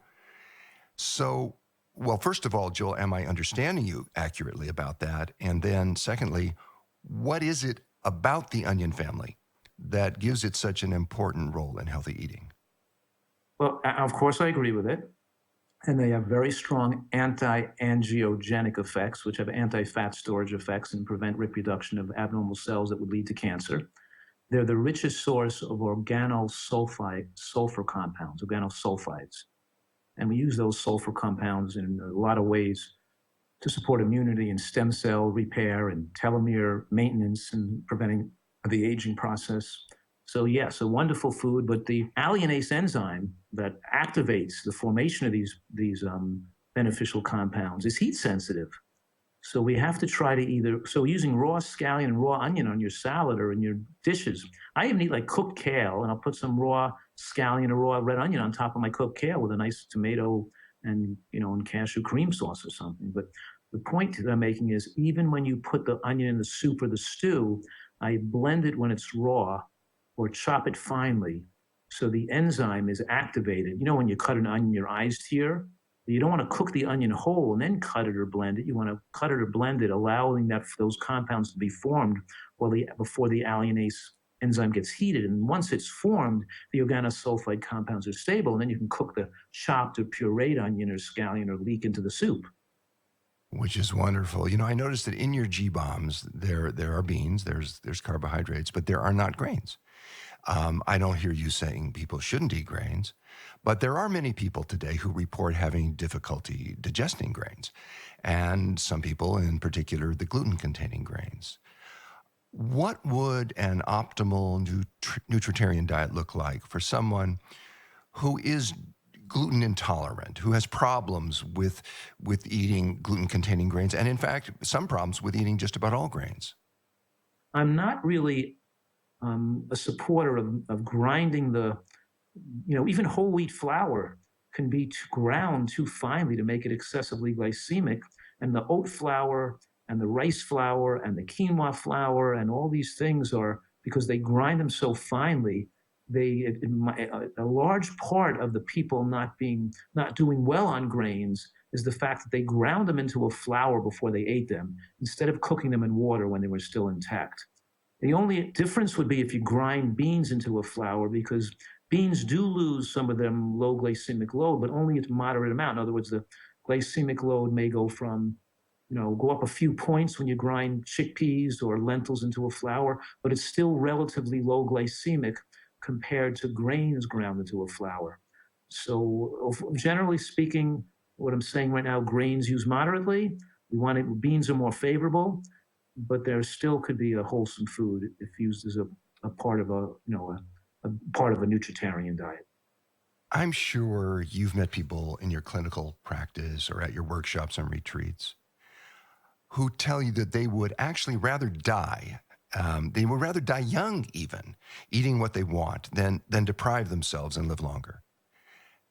They see eating healthfully as deprivation. How do you respond to someone with that mindset? I think that you're absolutely true that the sickest people, the people who are eating the most poorly, have the most trouble making the change to healthier eating because they have the most addictive tendencies, and the foods take over your brain like an alien have taken you over because you're no longer in control of your decision making. You become driven by your addiction, and you're no longer in control of your life. And it's really very, very sad. And so I always say to people, the food's not going to taste so good once you're in the coffin, but of course a lot of people go to their death smoking cigarettes too. They won't quit. They'd rather be dead than quit smoking. And their food can be very powerfully addicting and very hard for people to modulate or change their behaviors. And of course, brings up to me why I opened up a retreat where people can stay for 8 to 12 weeks. Because some people who are overweight and diabetic and have heart disease or medical conditions or autoimmune conditions, they want to get well. They know they're not eating right, but they can't do it without professional help. And by being isolated in a beautiful place and fed incredibly delicious food and being away from their addictive trigger foods, being taught how to make the food taste good, retrain their taste buds, work with counselors on their emotional overeating and psychological problems, and of course, all the others learn educational process that's going on while they're there. It's enabled me to really transform people's lives. And some of those people who normally wouldn't have the ability to do this on their own, I've created that opportunity where they can do that with me in a setting that enables them to make that change. So, all my life I've tried to remove obstacles and have the majority of people being able to avail themselves over the benefits, the blessing of this lifestyle. But it's difficult, as you know, people have a lot of obstacles in their social environment, and their addictive tendencies have, put a lot of people on a tragic path. If one of our listeners, someone listening to us right now, was interested in learning more about the retreat center where they could go to that you just were describing, how would they learn more about that? Well, just my website, drfuhrman.com, there's a retreats tab they can go to that describes the Eat to Live retreat, my facility where people can stay who have some serious conditions that would necessitate that. Well, thank you for that. And I want to ask you one last question. Many people today think it's too late. They've been eating poorly for their entire lives. There's a lot of damage that's been done. And now they think they're either too sick or too old or both to derive benefit from a healthier diet. And that keeps them stuck. That thinking keeps them from taking action that might improve their lives. What do you tell people like this? Where do you suggest they start? Well, number one, one of the most exciting part is that this immediately gives people hope and immediately takes away the fear and the idea that they're not in control of their health destiny, that there's something they can do. When they get a diagnosis of breast cancer, they don't just sit there waiting to die.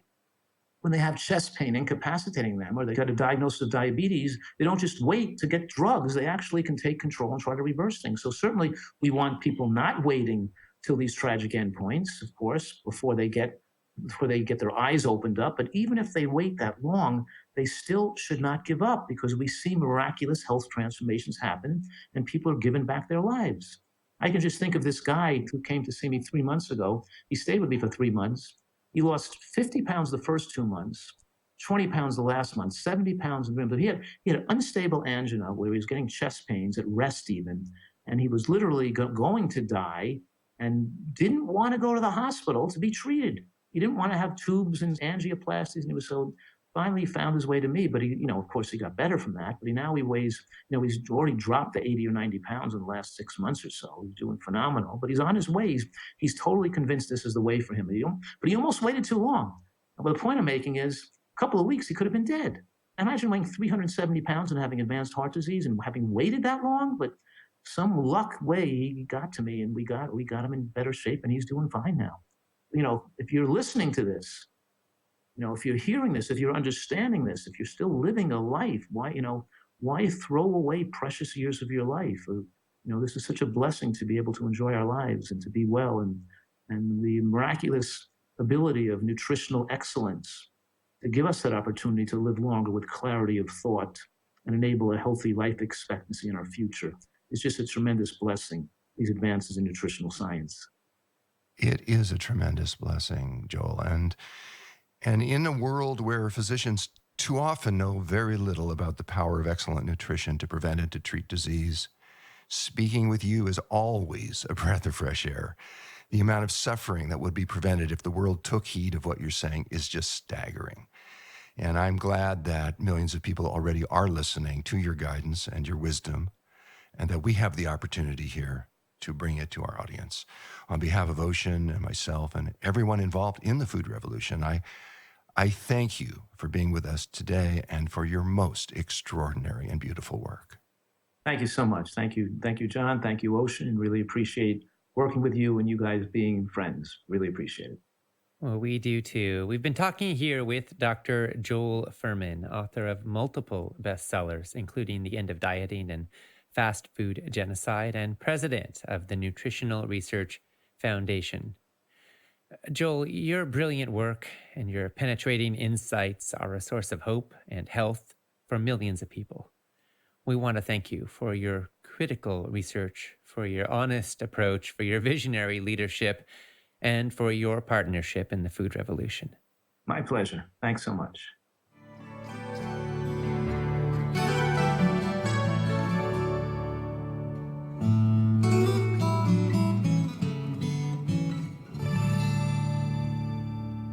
Thank you so much to Dr. Joel Fuhrman and to my dad and colleague, John Robbins, for that incredibly informative conversation. I have huge regard for Dr. Fuhrman, and it's why I actually asked him to write the foreword to my new book, which came out this year, 31-Day Food Revolution, and I was so honored when he said yes. The book was, in fact, endorsed by many of the speakers in this summit, and I just wanted to share how excited I was that he came on board with me in that. And I want to share now that you can express your opinions on what you've been hearing, and you can find out what other people are saying by posting and engaging in the comments section on our broadcast page. Do make sure to refresh the comments using the button so you can see the most recent ones that have been shared. We heard from Lorena Suarez del Real, who said, I'm from Guadalajara, Mexico. Since I read Dr. Fuhrman, I changed my diet and I've lost 30 pounds and my blood sugar level is stable. I'm happy and very grateful for all you're doing. Well, thank you, Lorena. We are so happy you are in this summit and in this journey with us. Bless you as you carry it forward. We heard from Julie Zerbel, who said, my story is ironic. I live 5 minutes from Baskin Robbins, and I've been struggling with the addictive call of Jamocha almond fudge every afternoon. So while I eat a vegan diet otherwise, I keep sabotaging. But this summit is inspiring me to commit to overthrowing Baskin Robbins for good. Wish me luck. Thank you for your amazing work. I love John's incredibly smart, well-informed questions. His questions are as informative as the amazing experts. Thank you so much. Well, Julie, I have here a special request. I've asked my dad to answer this one in tandem with me, so here he is. Well, hello. Thank you for your sweet thoughts, Julie, and good luck with your Jamocha almond fudge addiction. It really is an addiction. I partially invented Jamocha almond fudge when I was much, much, much younger. And for a while, I was afraid that was going to be on my tombstone. That would be my singular contribution to life on Earth, because it was such a popular flavor. It was my favorite for years. I say was because I don't eat it anymore. I don't eat ice cream any longer. Haven't in a long, long, long time. But Jamocha almond fudge was, for me, the hardest one to let go of. And ice cream can be remarkably hard to let go of. It is designed to touch into all of our needs and requirements for stimulation and dopamine in ways that are profoundly addictive. That is the correct word. Some people think that sugar is the worst part of our diets, and it's sugar that's causing heart disease and so forth. And there's no doubt sugar is contributing to those problems. Other people think it's saturated fat, and the primary source of saturated fat in the American and standard American diet is dairy products, butter, cheese, and ice cream. Well, if you wanted to create a product that had the most sugar and the most saturated fat in it, you'd end up with ice cream, high-fat ice cream, Baskin Robbins ice cream. My father manufactured and sold more ice cream than any human being who's ever lived on planet Earth. I've had some karma to undo, and I hope that I am, and I hope that you have good luck in your removing Baskin Robbins from your life, because it does provide momentary pleasure, but at the expense of our health. So all best to you. Much love.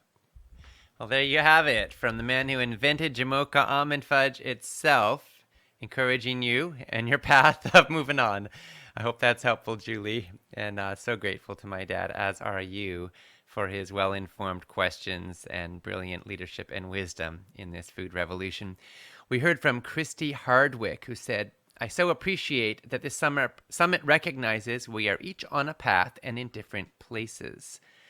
Christy, I want to appreciate that with you, and I'm so glad that's coming across because we are all in different places on the journey. And here's another point I want to make. Just because thousands of studies say that certain foods are better for most people most of the time doesn't mean they're better for you or that they're better for you all of the time. You are the only you on this planet. And depending on your life stage, your health history, your metabolism, your genetics, your environment, your culture and family context, so many other factors, your ethics, the foods that are best for you may be different than me or different than somebody else or different at different stages of your life. So learning to listen to your own body wisdom is critical. And then we can also combine that with the wisdom of leading food experts and medical studies and the latest discoveries of science. And when you put that together, when you put collective knowledge together with individual knowledge, then you gain wisdom. And then when you put that wisdom into action, you get results. And that's why we're here, isn't it? It's for results. We heard from Kathy Thompson, who said, I wish I could get everyone I care about to hear Dr. Furman and this whole summit. My husband and I went plant-based in the middle of January 2018. It's been the best decision we've made.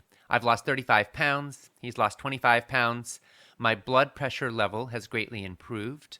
I'm off medication for it. My husband was never on medication, but his levels improved as well. He's hoping to see a change in his cholesterol level when he gets retested this summer. I shared this with family members, and although they're happy for us, they're still resistant to trying to make the change for themselves. It's frustrating, but I can only share the knowledge and provide encouragement. I know I can't make anyone change. Well, it's true, Kathy. You can lead a horse to water, as the saying goes, but you can't make it drink. And the truth is that everyone discovers their own food revolution journey at the time that's right for them. And I am so happy that you and your husband are on this journey. We lead best by example. And I also want to say that sometimes it's easier to inspire others in our lives, especially family members, when we don't try to be the expert, but rather share the experts with them. So give somebody a link to this summit, invite them to tune in and listen for themselves. Give them copies of books by our speakers or 31-Day Food Revolution. Sharing that can really help. And especially if you say, hey, I thought of you when I heard a particular interview or on a particular page in a book, that helps compel people to go right there. One of the benefits, by the way, of the empowerment package is that you do own it for life, and you can share specific spots with other people with ease, and that makes it a lot easier to spread the word, as we say. We heard from Austin Perez, who said, John and Ocean, you have no idea how much impact you've had in my journey. I grew up eating junk, plain and simple. I struggled with weight all my life. It was through the years and summits that I changed the way I ate and used that info to empower others. I went to school for psychology, but began realizing that the correlation between mental health and nutrition was in great need. I've changed paths so I can become a nutritionist. Thank you for all the information. It has changed my life and the lives of those around me forever. Well, Austin, thank you so much for taking this to heart, applying it in your life, and then standing with supporting other people so they can apply it in their lives. Bless you for seeing the connection between mental health and nutrition and for applying that in your practice professionally. Wonderful, wonderful, wonderful news. We are all heartened and grateful. Deborah Paul said, thank you so much for the information you're sharing. I've been reading and studying as much as I can, trying to find the best healthful diet I can. There's so much contradictory information. Both of my parents died from cancer. My father-in-law had dementia. I'm trying to make the best choices and to keep my husband and I as healthy as possible. My husband has anxiety issues, and I feel he could feel so much better if we can figure out the best diet. Unfortunately, I missed most of yesterday's talks as my internet at home is spotty. Today it's working better, and I'm enjoying listening and gathering as much info as I can. Thank you again. Well, Deborah, thank you for sharing, and I'm so sorry that you lost both of your parents to cancer and for your father-in-law's struggles, and we send our love to your whole family. And I'm so glad you're participating. I'm sorry you missed yesterday's interviews because of bad internet, but we want to help you out here. So our team is going to gift you with an empowerment package. So you now will own the MP3s and the transcripts and the action checklists, which are a new thing this year. So you'll have specific actionable takeaways from every interview that our team's putting together. You'll have all of that for life, along with thousands of dollars worth of bonuses from our speakers and partners. Congratulations, our team will follow up with you. We heard from Christine Rue, who said, when Dr. Barnard started talking about his dad and traveling back in time to change his dad's outcome, I started to cry. I wish I had the knowledge of the Food Revolution Summit before my mom passed away. I lost her at the young age of 67. If I knew now what I knew then, maybe I could have saved her. Well, Christine, when I just read that comment, I almost started to cry. I'm just feeling the emotion, the rawness of that. And we all have loved ones who are with us no more. And we can all look back in time and say, oh, I wish I'd known what I know now. And none of us can go back in time, but we can honor their memory and we can pay it forward with our choices, with our lives, and with our loved ones. None of us can go back, but we can go forward. So here we are right now, learning, growing, discovering, and everything you learn here, I want to invite you, everybody listening right now, to make a commitment that you will learn this not just for yourself, but also for your loved ones, for those you care about. And maybe simply through how you live, they will be touched and inspired. They may never listen to a word of advice from you, but we still do the best we can, don't we? All of us, to learn and to put our learning into action, and we know it sends out ripples, and maybe it saves lives. As soon as we wrap up today, I want to let you know all of today's presentations will be on replay for the next 21 hours, and you'll find the summit replays at foodrevolutionsummit.org/replays, or obviously linked from our broadcast page. And if you want to own it for life, if you want the MP3s, the transcripts, the action checklists, all the bonuses, now's a great time to get the empowerment package so you don't have to worry about missing anything and you can enjoy it all at your leisure anytime or any place you like. And I want to extend a special word of appreciation to all the people who are stepping up and getting the empowerment package, because this really is how we support our mission. This is how we spread the word. This is how we get the summit out to all over the planet, the hundreds of thousands of people. And it's also how we carry forward in the Food Revolution Network mission of healthy, ethical, sustainable food for all. So we thank you for your participation and your partnership. And for those of you inspired to get an empowerment package, please know we thank you for it, and your body will thank you for the rest of your life. This summit is generating a massive response, and I want you to know, if ever you feel lonely, if ever you feel isolated, if ever you feel like you're a lone wolf, I want you to know that yes, we live in a often toxic food culture, but we are changing it, and you are right now part of a global community of hundreds of thousands of people who are stepping up and who are activating this food revolution. And if every single one of us makes even a small amount of change in our choices, that sends out ripples that change how food is grown, how it's processed, how it's marketed, how it's prepared, and how it's consumed all over the planet. And if each of us tells our friends and influences 10 more people, just imagine the impact that we can have. Again, if you want to express your opinions on this summit so far, or to find out what other people are saying, post and engage in the comments section at the bottom of our broadcast page. Make sure to refresh those comments so you can see the latest ones that have been submitted. And you can also join in the conversation on our Facebook page, which is facebook.com/Food Revolution Network. Come on back and join us tomorrow at 8 a.m. Pacific Time, 11 Eastern, 3 p.m. GMT for food safety. Actually, our focus is going to be on the heart and how you can heal your heart from the inside out. We're going to have some extremely powerful presentations from Dr. Joel Kahn on the amazing whole heart solution, from renowned cardiologist Dr. Kim Williams on eating for a healthy heart and a thriving life, and from Dr. Sarai Stancic on lifestyle medicine, the common sense solution to the chronic illness epidemic. These are 3 brilliant doctors, and you're going to learn so much from them. We all will. So please come on back and join us tomorrow for Heart Day. And in the meanwhile, you can post your comments and share in the conversation. You can catch and share the replays at foodrevolution.org/replays. You can check out the empowerment package. And you can make today's recipe of the day, which you could have for breakfast tomorrow because it needs to be prepared the night before. The recipe of the day is banana bread overnight oats. And I want to invite you to enjoy some delicious, wholesome, healthy food. We wish you a beautiful, delicious, thriving day. This is Ocean Robbins, signing off from day 2 in the Food Revolution Summit. No matter where you come from or what you've been through, the simple truth is you are meant to thrive. You deserve boundless energy, a clear mind, and a lean and healthy body. You deserve to feel confident and clear about what you eat and why. The Food Revolution Summit is packed with insights, and trying to catch and absorb all of them can be hard.